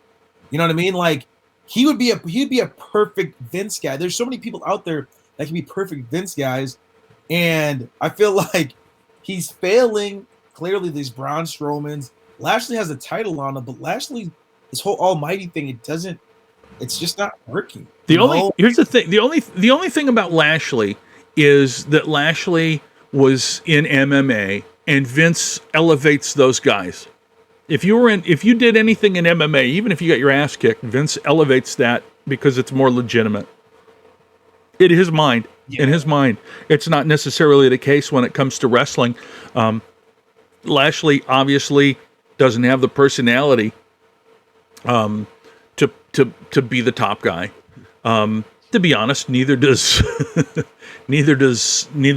Lesnar, and I love Lesnar, but it's just as Vince gets older, he's more stuck in his ways. He's more in the rut, and it's going to just magnify stuff. I mean, when you talk about KO, in my head, I'm thinking to myself, Vince must look at him and think, oh, there's another one of those Mick Foley guys.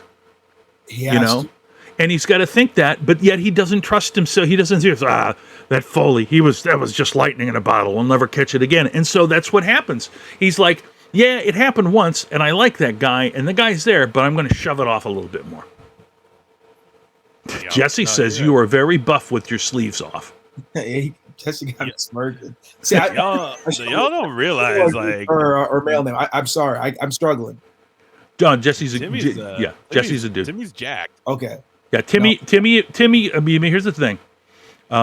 Between you and Big Mike, when you guys would come to the open mic, I was never worried. I'm like, any kind of shit could happen, and I know you guys will clean it up.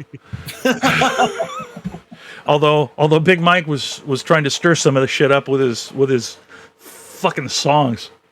What the hell? I can't even remember that one, but good God, Palm something or other. I don't remember. But can I apologize to Jesse real quick, because I can't see anybody like I did that one time during the bachelor party. So I probably do remember you once I see you, because he says that he doesn't.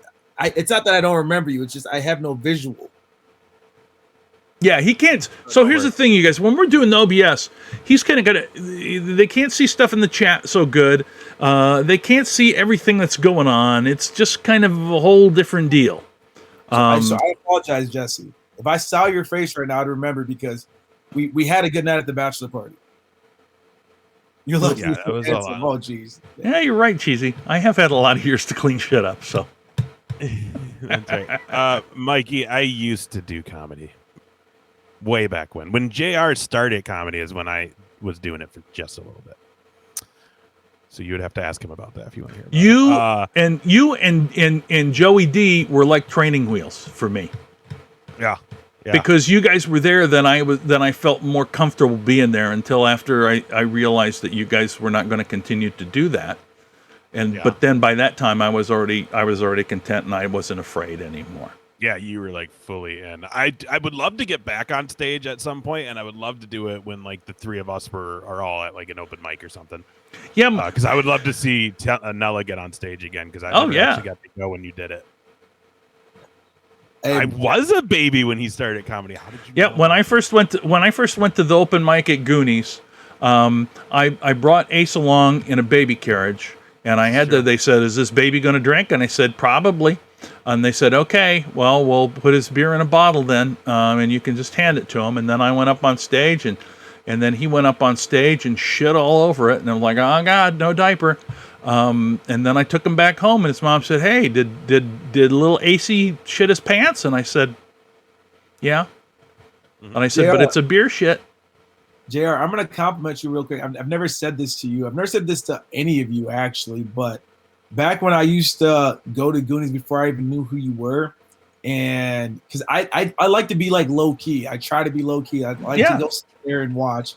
And the way you just controlled the crowd and your mic work, your presence, like you were like I'm tooting your horn right now because you deserve it. Like you were so amazing. And people didn't know I was a wrestling guy because you guys didn't even know me.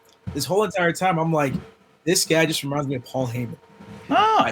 I'm not joking. And I don't know if anybody else has ever thought that before, but you reminded me, and you actually still do remind me of Paul Heyman. It's just like, but now that I know you, I love it because I'm like, because you're so witty, you're so quick, and I'm like, this is dope. And you made it so comfortable for me to want to actually get on stage. Now you did botch my last name the first time I. Well, of course I did. I'm not used to those African names. That's fair. That's fair. I mean, like, but no. So I've never said that to you, but I had to let you know that's you're like my Paul Heyman. You want to know how I first? You want to know how I first like got to know who Tim Nela was though? Since you're telling stories of like seeing JR for the first time. Nela was always known as when I DJ'd at Mickey's. Towards like the last couple years I was there, Nela was the guy that every night when he was there, I'd have to get on the microphone and be like, "Excuse me, Tim, could you put your shirt back on, sir?" Every night, just yeah, what up? Woo? Never causing problems, like having the time of his life, the life of the party. But it was just like, bro, we need you to keep your shirt on, dude. I mean, I wasn't mad at him. Like if I was as jacked as him and I'm in a bar full of chicks, I'd be doing the same thing. But every time it was clockwork. Since we're admitting things right now, I blame it all on the hair grease. I got hot. I started sweating. The hair grease starts flowing. I had to take the shirt off. So it's the hair grease. Oh man. Speaking of, I never did answer your question from an hour and 30 minutes ago. What are we going to do open mic again?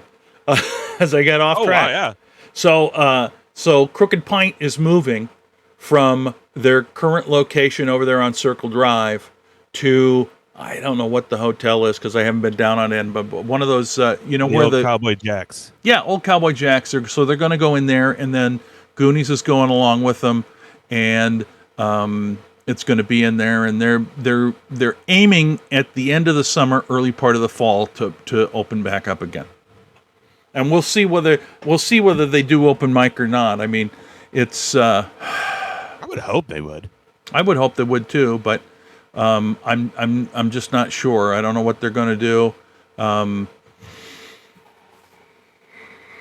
mean. I did drive by there the other day, and like all the Cowboy Jack stuff is just gone. Like, got it, all of it, the patio and everything. Yeah. So that'll be.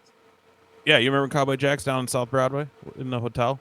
It was attached to that hotel by the fairgrounds. Yeah. So that's where it's going. That's where they're going to move it. Yeah, Benny, foot traffic will not be better down there, but it's an overall better location because it's closer to population. Whereas that location where Goonies was out there on West Circle Drive on the west side of Rochester, it literally was in the middle of nothing.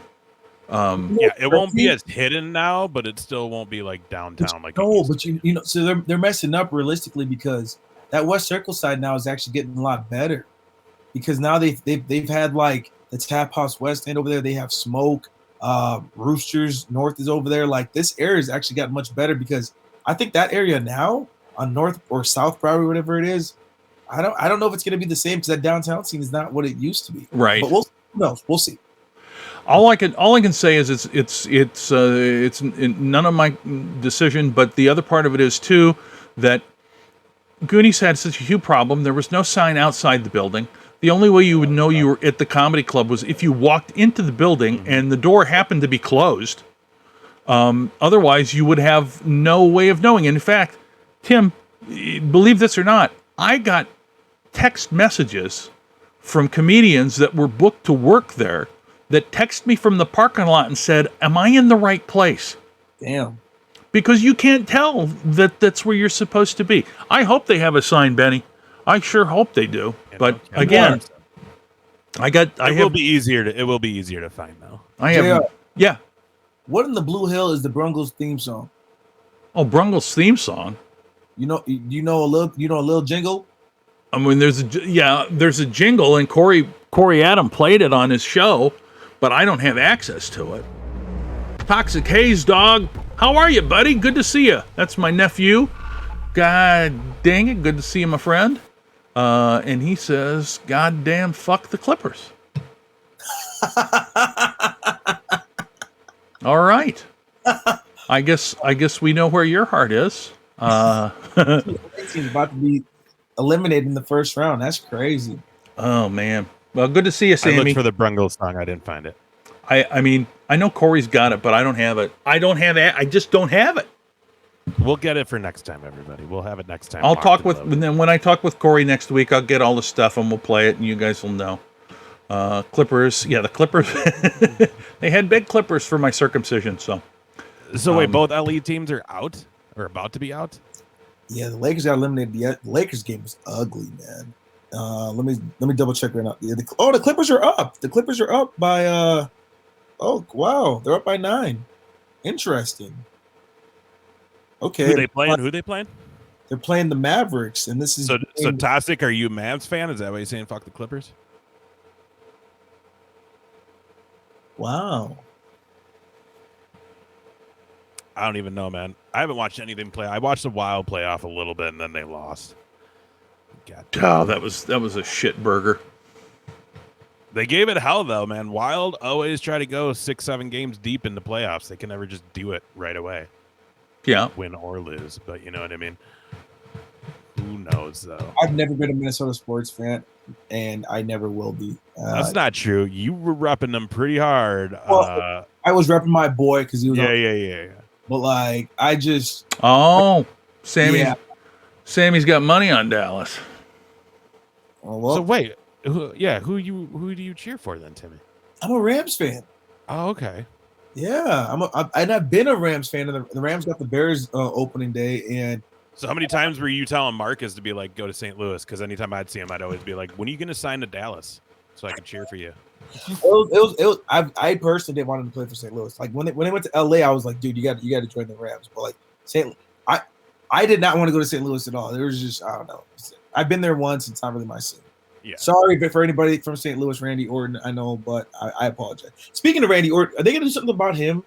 Can they just have him break the record at this point? Is he still RK broing it? Yeah, but is he at 14 titles? 14? Like, what's... Here's the real question. Will they let anyone go over 16? Cena stalled at 15. Will they ever pull the trigger and let someone beat Ric Flair's reigns? The only person I see that happening with at this point would be Roman Reigns. And I thought they'd do it with Cena, and they didn't. I agree. So I doubt Reigns is going to get that. I agree, but he's the only one there now and or on the horizon that they would possibly allow to do it. Reigns just turned 36 last month. So and at the rate he's looking at right now, he's going to be the longest reigning champ. I strongly feel. Yeah. I don't know if he's going to be able to drop it that many times. And get to 15. So Now, that's. go ahead. I was going to say I agree with you because in order to lose it and come back, see that they don't do that anymore. No. I mean, it used to be when Flair was dropping it, it was Dory Funk Jr. It was Dusty. Well, unless you Charlotte Flair. Yeah, well, and that's Danny mentions that too. It's Flair wants Charlotte to do it. I mean, be cool too. And Dan Toxic, you might be right. Cena might have gotten to 16, but I don't think they'll ever let him go over it. I don't remember though. He's either 15, 16, but no one's beaten the 16 title reigns. By the way, Toxic Haze Dog, meet Kiss 12, 17, 68. You two have to go head to head. You two, we're going to have you go head to head on wrestling trivia because you two know way more about it than even we who are writing the questions. Wow. Dude, it was embarrassing. Timmy, it is such a pain in the ass to write wrestling trivia questions, man. Oh, spends hours just doing it. I don't know about you, JR, but what color were Ric Flair's wrestling boot shoelaces in 1966? Speaking of John Cena, he's caught a lot of flack lately. Yeah, and Mikey just brought that up. He's a Chinese spy. Mm-hmm. Is that really I read, I saw it and all that stuff, but I guess I didn't really was that did this really become a big deal? Oh yeah. Oh yeah. So China was pissed, huh?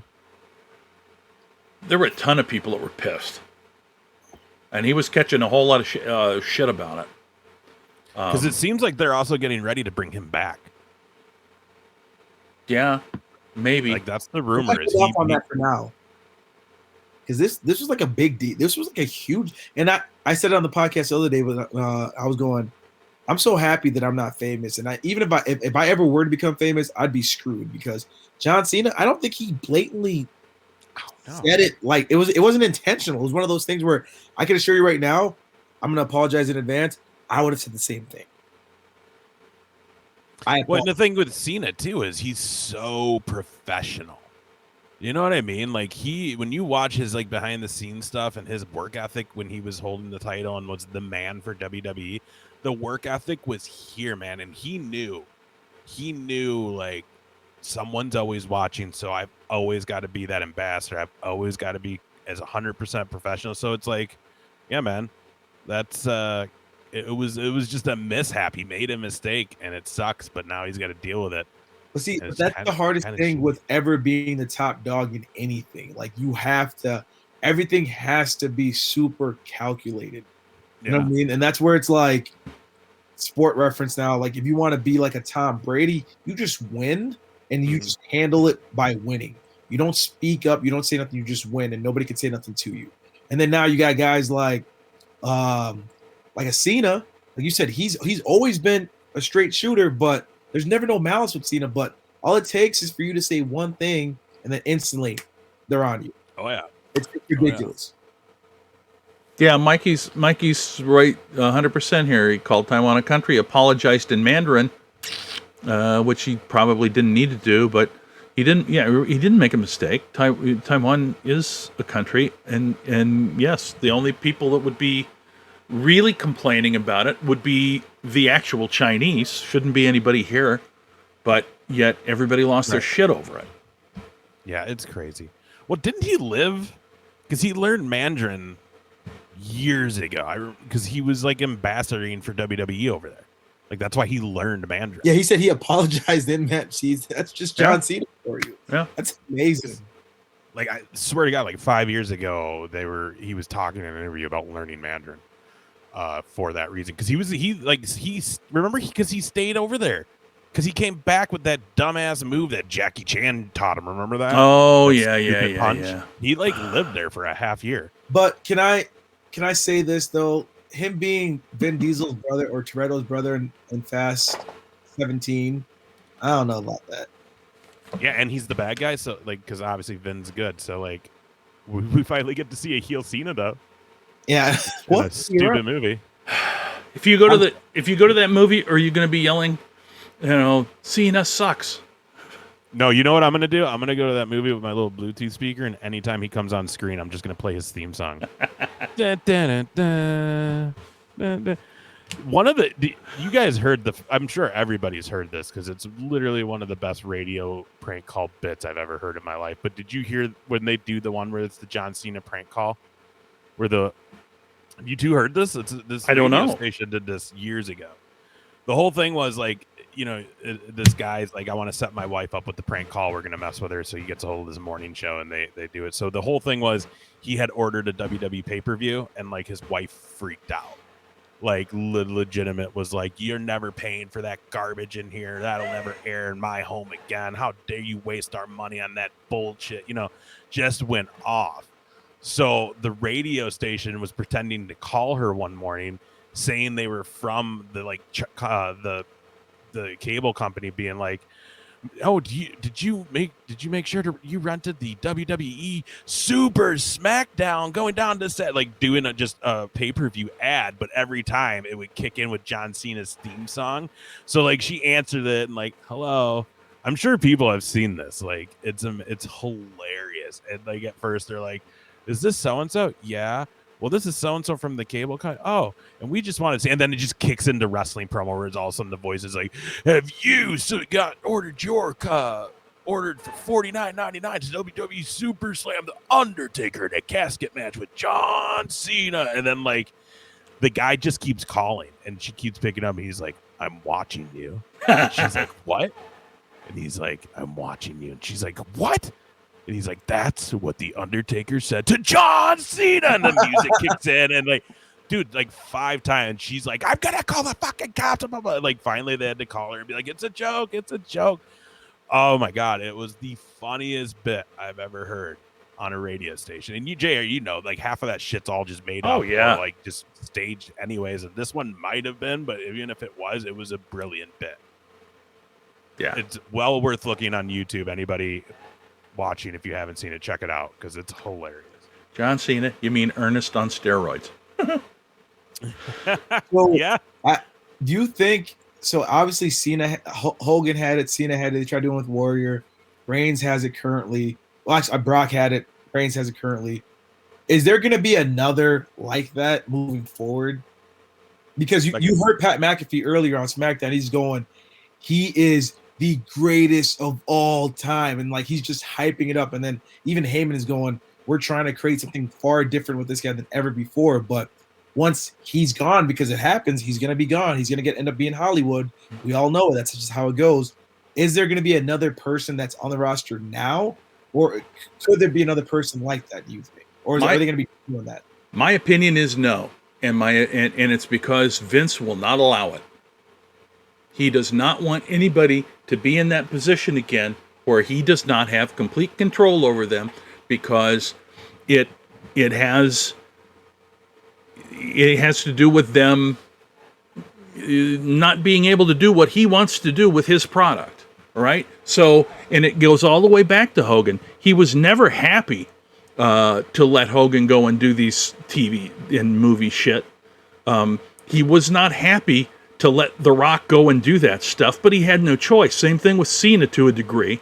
But he's just not going to allow that to happen again. And that's one of the reasons that they really are not building anybody that's of that stature. And Reigns is the closest one, but he's nowhere close to where Cena was and will never be. Yeah, I don't know if there's anyone on talent right now that could make that big crossover. I think The Miz is the closest thing. I don't think he can do it movie-wise. Obviously, he's been doing just all WWE movies, but you can't deny that his reality show's a hit. You can't deny how much he's been involved with television outside of WWE from the very first Real World he was on all the way to now, because he's been brought through all those challenges. He's hosted stuff for them. He's been on other game shows. I don't know. Champion in history. What's that? He's the only 2-time Grand Slam champion in history. Yeah. So I don't know, man. I don't know if there is anybody that could. JR right though, because if you think about it, once they become bigger than the product, and that obviously they leave, they leave, and then they become bigger than Vince, and at that point it's like then he loses what he essentially, in his eyes, what he created. Yeah, absolutely. And if you listen to any of those interviews that he does, obviously Hogan thinks Hogan made wrestling. Vince thinks Vince made Hogan. But And then Piper was always in the back being like, I made both of you. Absolutely, and that's 100% true. Benny says it seems like they think they don't need to make stars and they're leaning on the brand, which is inaccurate. And that's 100% correct, 100%, Ben. 100%. Very much so. But yeah, Vince is in more of a protective mode of the brand of Monday Night Raw than he is in the business to make new stars. Like you said, they're going to the Performance Center, JR, and you said that they're looking for certain specifics out of the male talent. Well, how many male talent are at the Performance Center that aren't going to meet those requirements already off the bat, but should? Yeah. You know what I mean? And I did hear that. What's it? Bruce Pritchard, Kevin Dunn, and someone else has been down at I think this week or next week, was at Performance Center. And it's literally just all tryout matches, all audition matches. So, I don't know. Dan brought up a good point earlier in the chat, and he said that he heard someone talking a theory of WWE's letting go these people with the hopes of AEW signing them, so then they have to clear out some of their talent, so then WWE can get their hands on that, because that hasn't happened yet.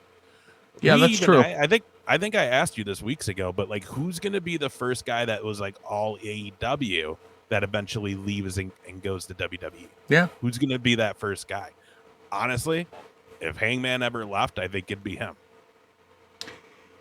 He's the guy that most fits the portrait. It's crazy that he was a school teacher. Really? Yeah. There's like a picture of him with like his elementary students and him holding the belt, and it's like he's a giant. Like, these poor kids weren't scared of him. Like, I think they would push him to the moon if he were to leave, just in spite of AEW. I think so too. I think that will be the thing too. Whoever they first sign out of AEW that's a big star, they're obviously going to be like, we're going to make you, because, you know, we're going to show that we can make you into something that you weren't over there. But again, too, we haven't seen WWE with a crowd yet. We've seen AEW with crowd so far. We saw them with a sold-out crowd at Double or Nothing. Mm-hmm. So I told you, JR, a long time ago in this pandemic, things have to change when the crowd comes back. Oh, yeah. And now we're at that point. Now we're coming to that bridge, and we're going to see how it actually goes. You guys are going to be there firsthand, too. You're going to see it. So, I mean, like, I think it's going to be really interesting. Now, granted, you guys are going to SmackDown. I think SmackDown's going to be a little bit different just because they have a much better product. But yeah, right. Raw, I'm praying for Raw. I don't know what's going to happen. 3 hours of a live crowd. I'm going to tune in just to hear the crowd. I'm sorry. All right, so let me before you let me give you an idea of the last 3 wrestling shows that I went to. I went to Ace and I went to, what the hell was that? TLC up at the Target Center pre-COVID. So did we. This is the one after. Okay. So Tim and you went to one, and then like a couple years later they had another one after. You and I did we go to that before or after first wrestling at Bauhaus? I don't remember. I believe. I think. Okay. But those were the 2, and then we just went to this one down in Des Moines, IPW. I can tell you this. First Wrestling and IPW were both way better shows in terms of the audience, in terms of not having to go through all the bullshit of television. I mean, let's be honest. It's sort of like going, you know, it's a difference between watching a football game and being at the football game, right? We didn't have to wait through any video package. We didn't have to wait through any replays. We didn't have to wait through any of that shit. The crowd was hotter because of that. The crowd was more into it at both of those indie shows than they were at TLC. I don't know what the hell's going to happen. It's one of those things where they just have too many. There's too many people there.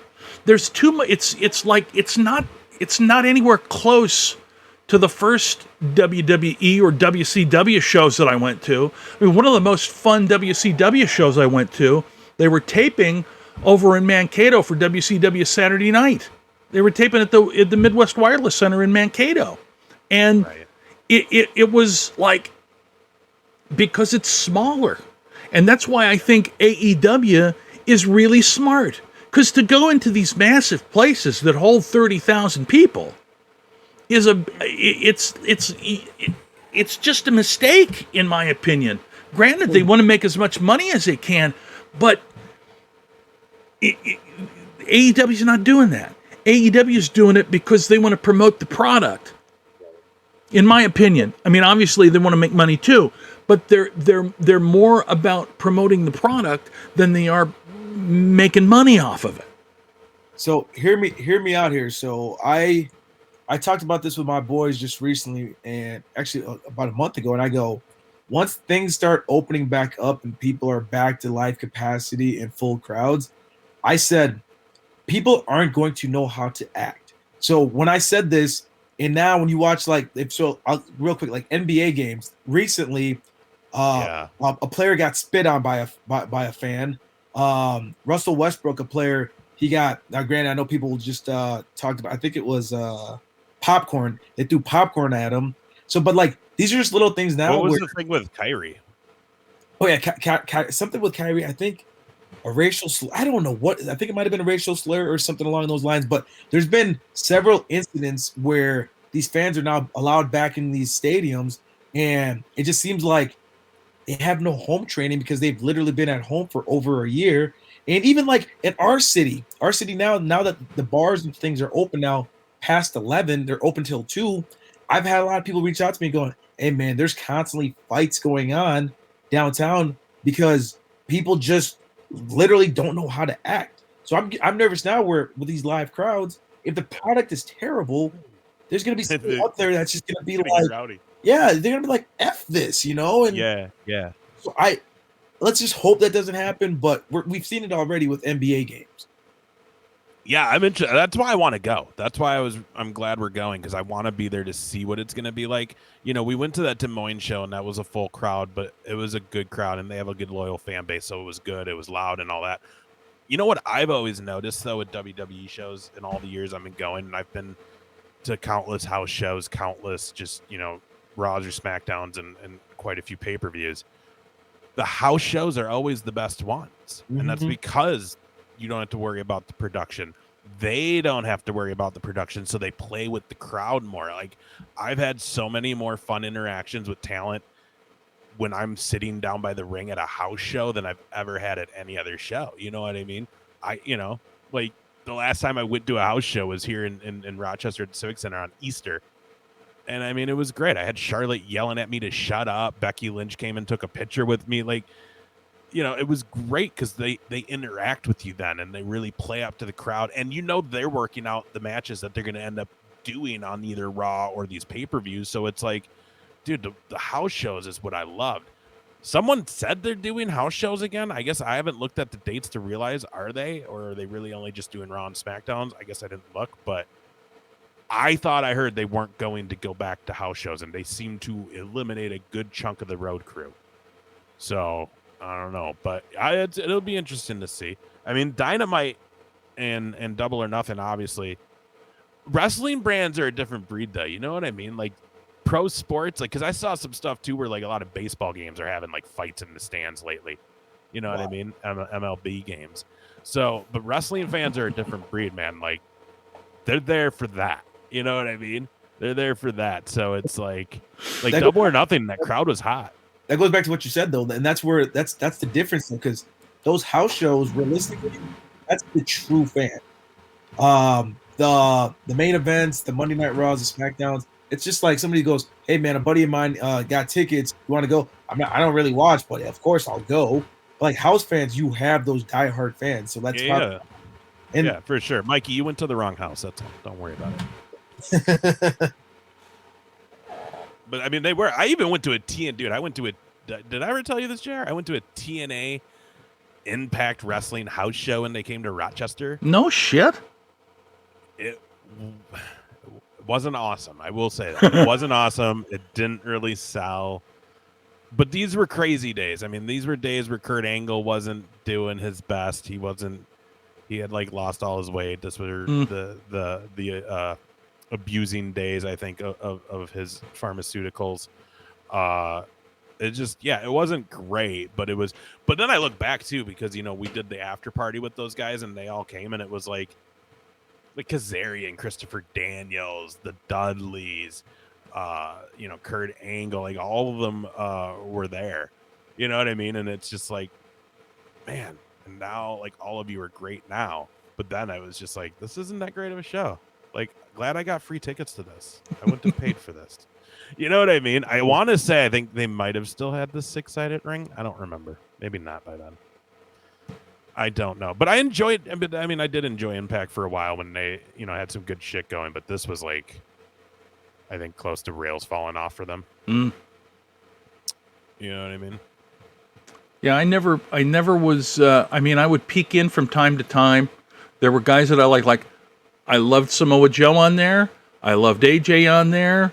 I was not particularly, like, anytime I would see Sting or Hogan, I was turned off. And then I was really, to be honest, after the whole Flair retirement deal, which really was awesome. That man, obviously egos play a role, but that man should have never set foot in a ring again. Literally, no one else will get that kind of send off. No, nobody else will. And the big thing is you watch the after send off, which was even better. Where you don't ever see Vince come out like he did there. No, you don't. You don't. But anyway, so my interactions with Impact were very it was very focused.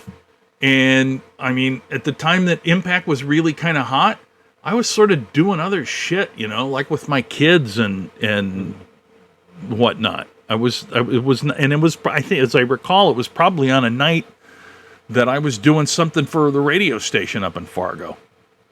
Yeah, I don't remember. I think it was like Tuesdays or Thursdays or something. Yeah. Spike TV, the TV for men. The TV channel for men. For men. Spike TV. Yeah, that shit was just awful. It'll be fun to see the crowd come back, though. I'm excited to see the talent, because I don't know if you remember, but at WrestleMania, the first whole, when Vince came and, did the whole welcome to WrestleMania. Now everybody get the fuck out of here because there's lightning. When they did that whole thing. That was good TV, though.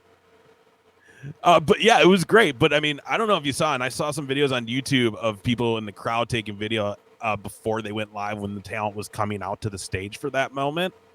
And it was pretty cool to see half the talent on stage was either losing their mind because it's been that long without a crowd, or half of them were just breaking down in tears because they were just so happy to have an audience in front of them again. So I'm excited to see the energy they're going to bring to these arenas because it's been so long. Yeah, man, Zigman he was a diehard Impact guy, wasn't he, Zach? I love that about him. Yeah, our boy Zigman, he loved that shit. When Kurt had all the belts, yeah. In late July, August, it looks like. Toxic. Yeah. So isn't and Dan might know this because he's way more on top of this than me. I think if I remember right, AEW's doing Milwaukee, and I think Kansas City, because I know Kansas City was on the books from the before time, and I think they're coming back down to do that. And I don't know if they're recording Dynamite or if they're having Dynamite, or I don't know what the hell they're doing. Well, so are they doing that right around Labor Day? Because it would make sense, Milwaukee, Chicago. I believe so, if I remember correctly. And then the other thing is that throws the whole monkey wrench into the works is, what are they going to do with this new show? Rampage. Yeah. Yeah. Which it sounds like Henry's going to do commentary on that, right? Yep. Mm-hmm. Although we talked about this on Tuesday.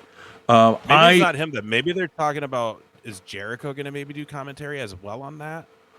Khan was saying something this week where someone within the company and who's a great commentator and a great talent, but I don't want to say their commentary pub, but they're going to do this on there. And I mean, Thanks for looking in, Mikey, and thanks for the support, brother. We appreciate it, man. Mikey. Have a great night and a great weekend.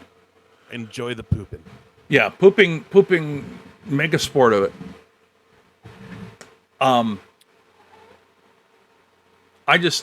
We talked about on Tuesday. I think that Mark Henry and Big Show are going to have at least something between them. Yeah, what do you think of that, Tim? That we might see a Mark Henry Big Show match in AEW? It's crazy because I was actually going to mention that when you guys were talking about commentary, and that's why I read something. They said that that's the reason why they brought Mark Henry back to do commentary, and him and Big Show are going to feud. Realistically, man, after seeing what Christian is doing, I'm all for it. You know, I mean, I feel like some of these guys still got it. I really do. And Henry says he's in the best shape of his life right now. I wouldn't doubt it. You know, because what's worse than when somebody looks at you and goes, "You're done." What do? Okay, all right, I'll prove you wrong. So we'll see. This is true. This is true. Absolutely. Yeah, I'm pretty pumped for that. Timmy, we're gonna try to get tickets to All Out too in Chicago for AEW in Labor Day. Dude, you guys got the plug, man. Just let me know what I need to do. I can bring little man with me because he's never too young to come to a. Oh yeah, that's exactly. Dude, no kidding. If I had a newborn though, I'd probably be like, "Oh, I'm going to this wrestling show, so either kid comes with me or we need a sitter." So, and I'll bring the kid with me. I'll hang him over that front row. You go over there and say, "Everybody touch my baby, everybody touch doing it." that with the Rams Bears game opening night because that's like in early September and the baby will be here end of August. I got shut down quick, but we'll I'm gonna keep trying, obviously. So you can tell her that the dentist will check out his teeth right away. There you go. Yeah, Dr. Britt Baker, DMD. Yeah, you're right. I love her. Oh God. I mean, so like that squash match. You guys talk about that? Did you see that? Where they leaked that match with her and Nia Jax. Oh yeah. Right before Double or Nothing. So wait, what was it? It was an actual. They actually had a match. Yeah, so she had a match on Raw. It was her first and only appearance on Raw. It was a squash match. I think the match was like little over 2 minutes, and Nia Jax just destroyed her. And right before Double or Nothing, they leak that match, and it's like, come on, guys, you know what you're doing. You know, it would be cool. Like if it was like Becky Lynch, you know, and she was back and they did that, cool. But like, Nia Jax isn't even the top of your women's division, so like, why would you try to compare her to the top of now the AEW's women's division? That's why. Because you know what I mean? All they get mountain. Look what the person that's not even on top of our mountain did to that person. All they got to do is make a video package of all the times that Nia Jax has hurt somebody and send it back. And then just in the middle of it, keep mixing in the ouch my hole. Yeah. Like, yeah. So whatever. What I don't understand though is like, so are those two breaking up, her and Shayna Baszler, because they're really leaning into Alexa Bliss and Baszler? Like, are they still a tag team, or is that like what? And why do we have to deal with Alexa Bliss and just a meaningless feud with Shayna Baszler when she should be doing more? Yeah. It's pretty ridiculous. I don't know. It's on Raw. I don't watch it now. Yeah. I watch it and it's hard because I mean, don't get me wrong. If I have the opportunity to go back and watch it, I don't do it on Monday night when it's live. I don't. I will go back and try to watch it during the day sometime if I've got nothing else going on. But I just fast forwarding too, right? Yeah, I mean, in fast forwarding through is so it's such a nice, awesome thing, right? But you know, the other thing is too, even when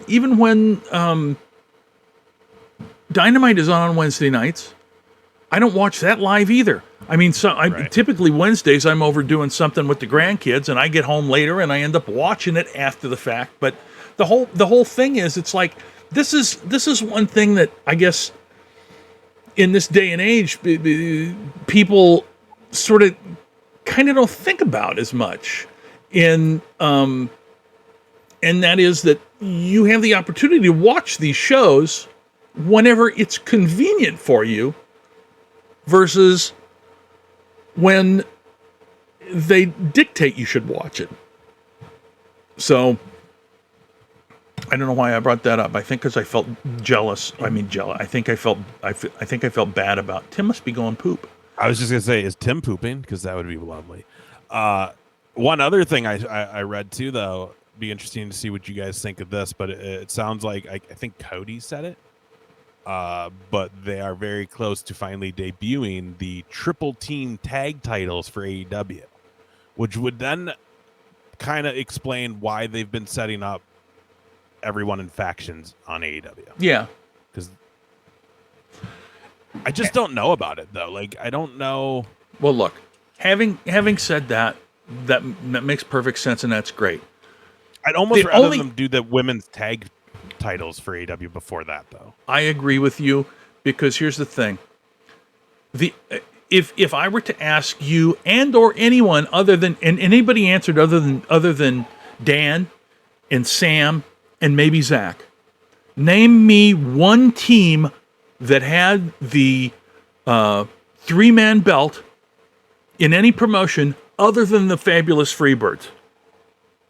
Well, but technically none, though, because those were still just even tag titles. They were just, but no, there was a Freebird rule. There was a 3-man tag belt. Was there? Yeah, there was. But that's the thing. Was that NWA?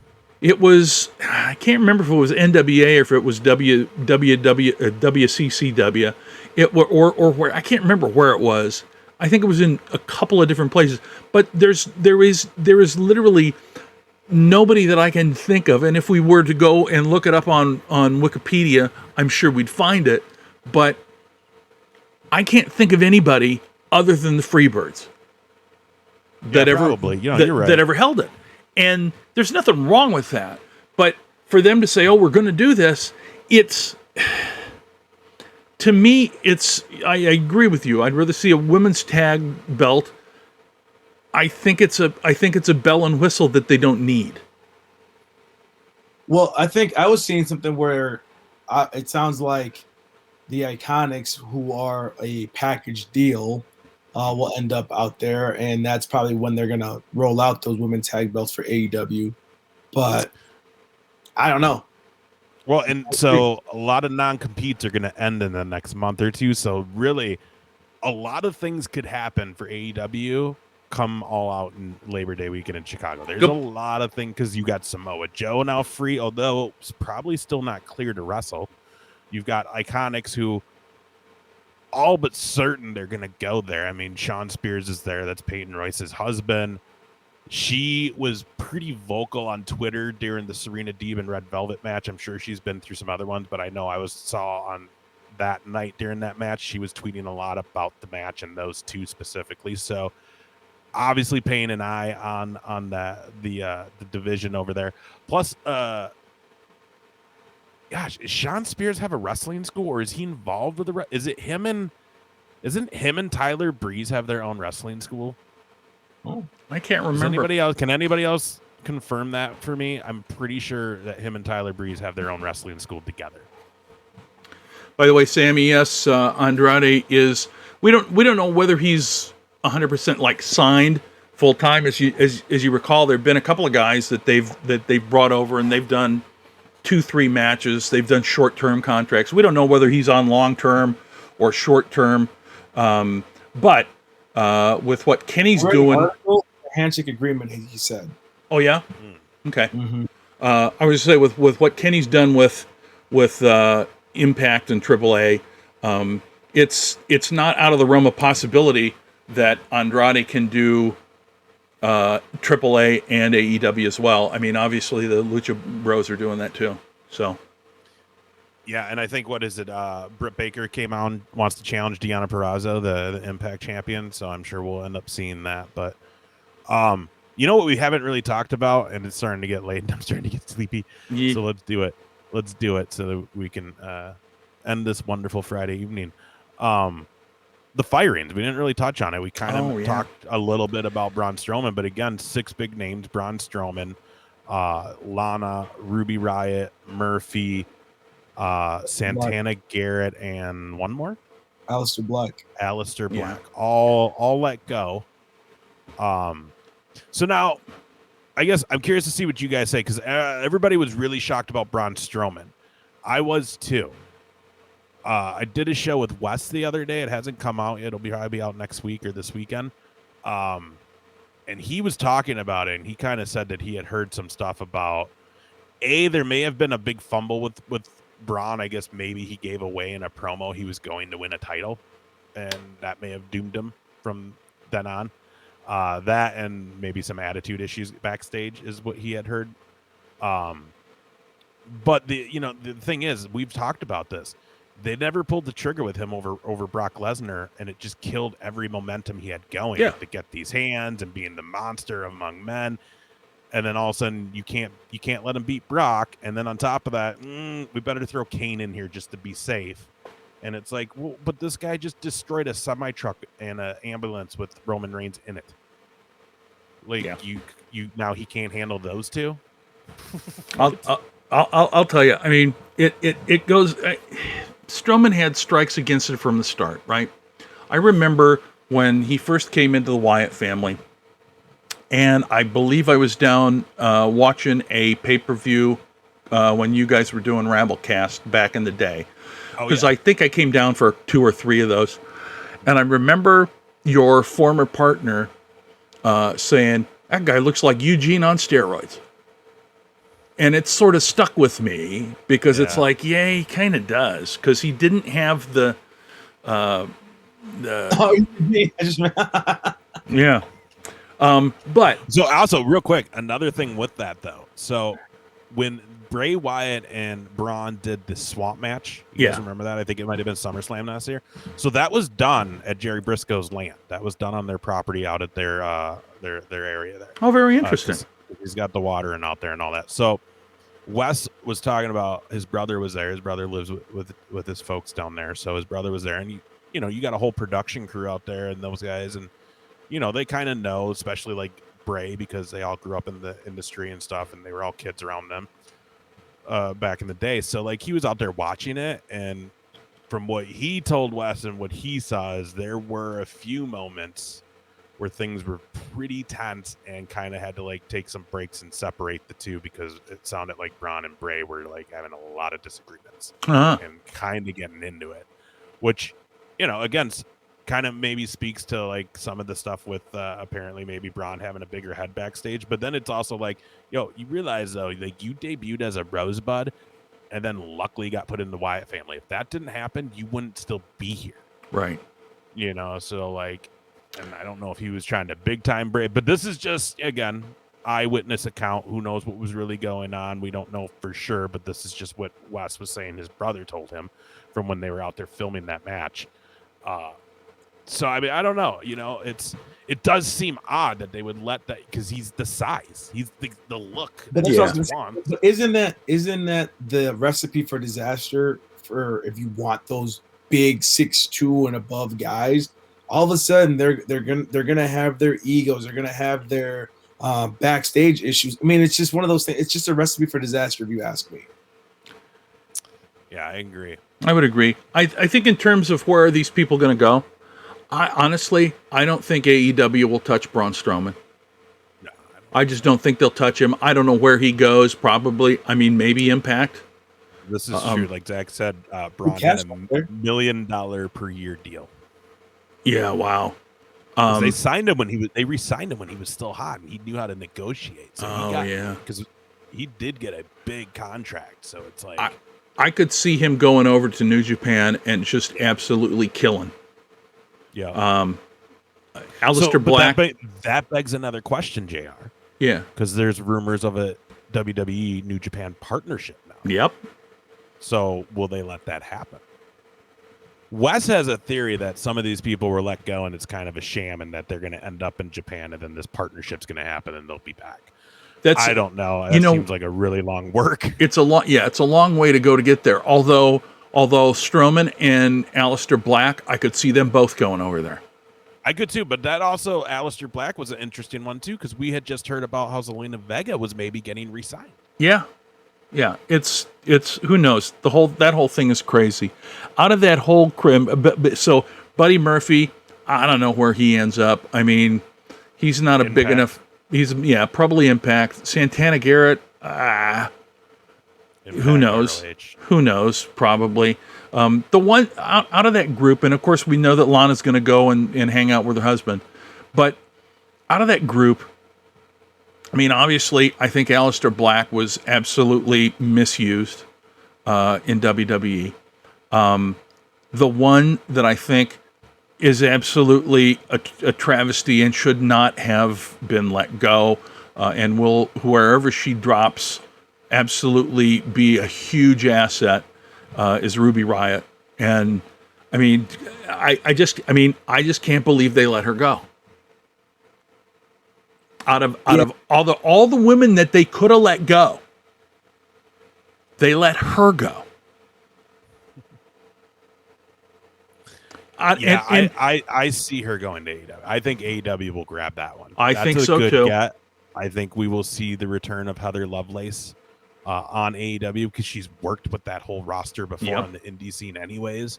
And everybody loves her. And again, she's just, like you said, that was one of the biggest shocks. Well, and the biggest problem too is you take a talent like her and release her, and then you're plugging at Eva Marie and bring it back to Eva Marie. Mm-hmm. Yes, thank you. Yeah, what the fuck? I mean, let's be realistic. If you go down the list of the women that are top technically that can help make a match, that can carry a match, she's one of them. She's one of the top 10 at least, if not in the top 6, right? And yet they keep, as much as I like her and she can do a lot of good things, she's not a good wrestler as Carmella.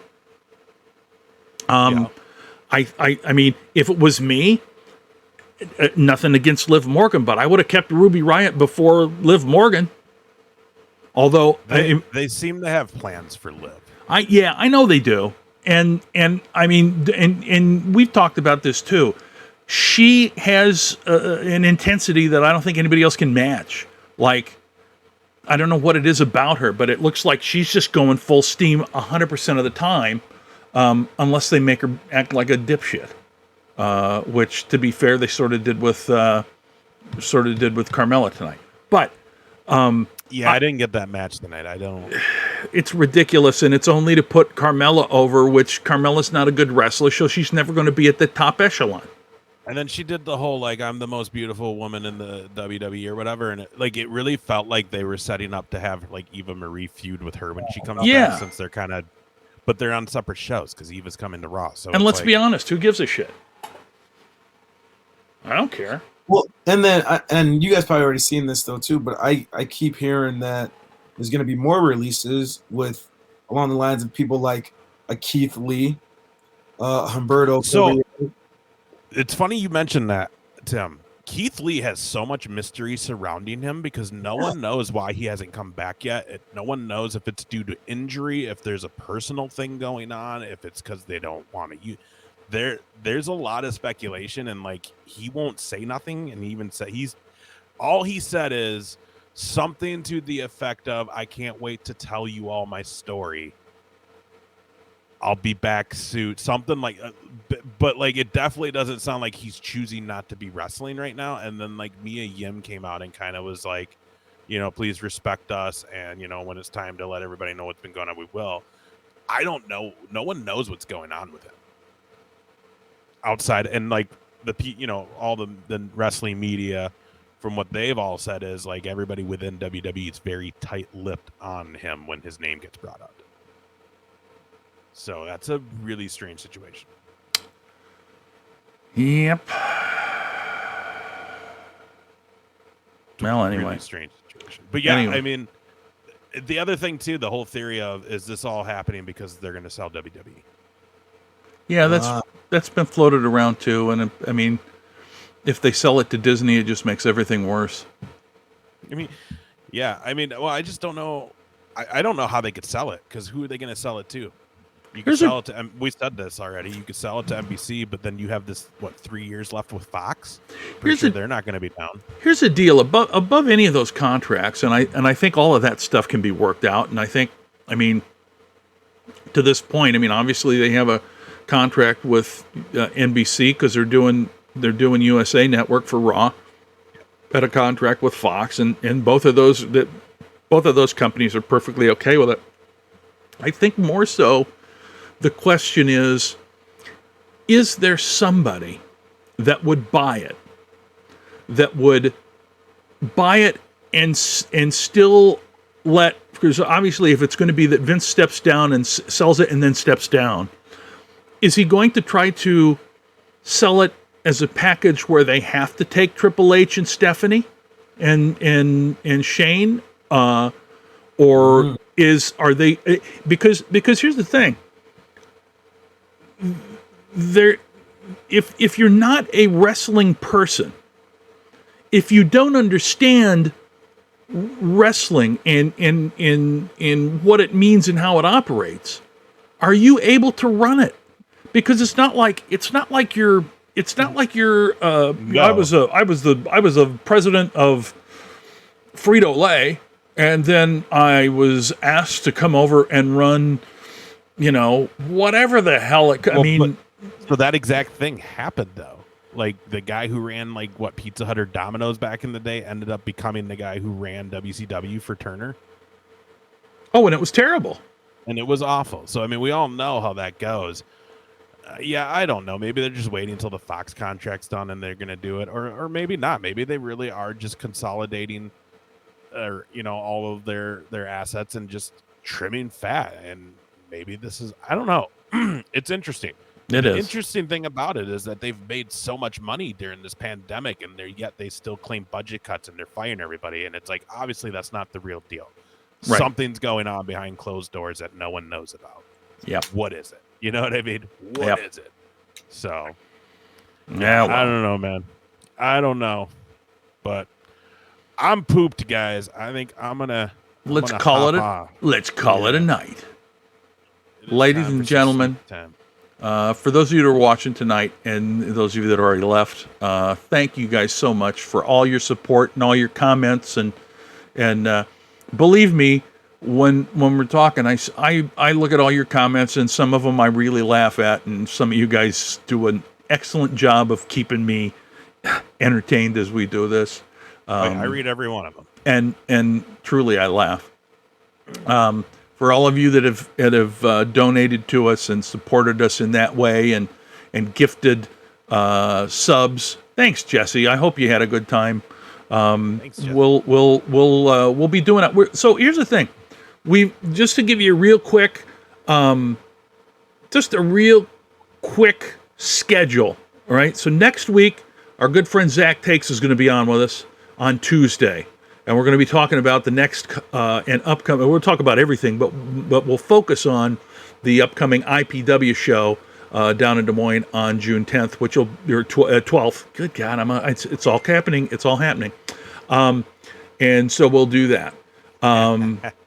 Jeez, Peters, yes, discount. Thanks, Jesse. Yeah, I don't know where. Oh, he's sleeping in his cage next to me. There you go.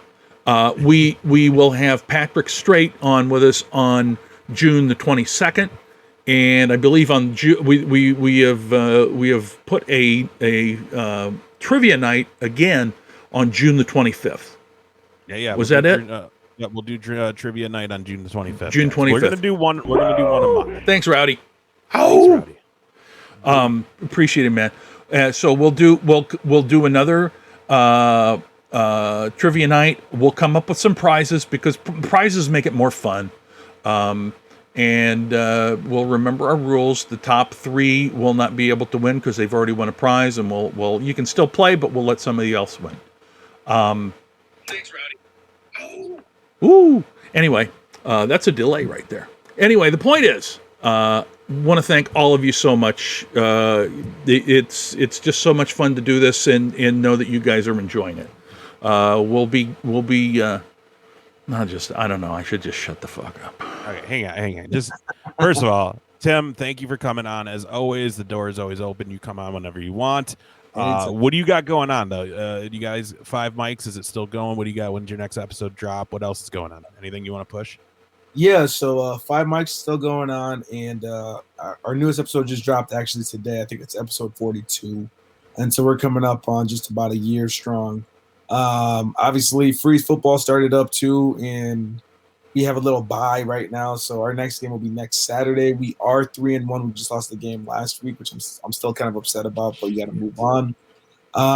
Speaking of that, our good old boy Storm, his turns 30 tomorrow, so I'll be out in Wisconsin celebrating his 30th. Nice. And obviously, you tune in and watch our mini series of me being pregnant and doing pregnant activities.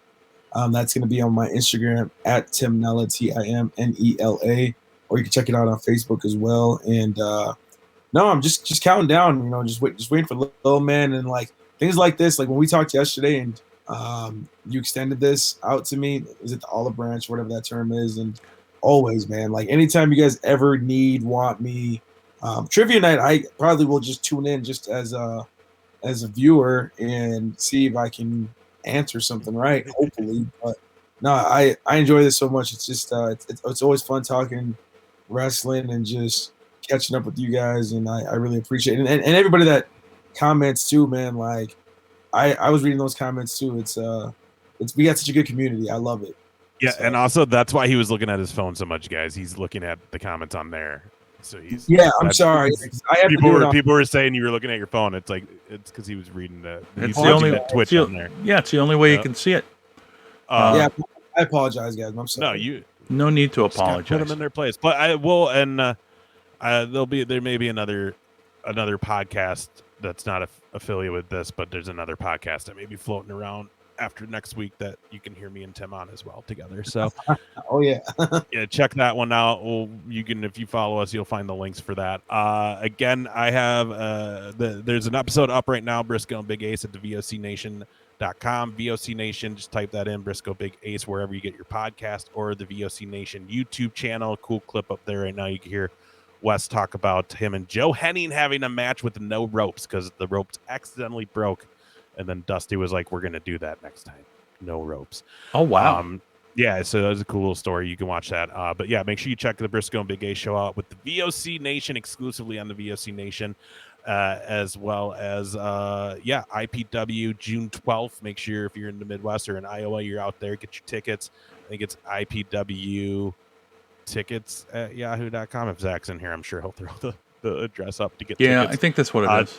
Tickets available at the door as well. We'll be out there hanging out. Big JR is going to be producing the streams we're going to be recording for the IPW guys, and Zach, our boy Zach, and I will be doing commentaries. So make sure you join us for that one. And if you're at First Wrestling on Thursday in the Twin Cities, make sure you say hello to us. We'll be there. Otherwise, that's all I got. What do you got, JR? I got nothing. Nothing. Stay cool, Stay cool this weekend, everybody. We appreciate you so much. And yeah, again, Tim, like I said, thank you so much for coming on with us. You are more than welcome anytime. And we'll look forward to seeing you in person again soon. Yeah, we got to get to a show together, all of us, in the cities or something. Like an indie show. Here's the other thing too. And I'm just going to say this at the end. We need to figure out, because we know enough people. Let's put on a show. We'll do some comedy in front of it, and we'll do a wrestling show after. Let's do it. Let's figure out how to do it and just do it, because a number of people that I've talked to are up for that.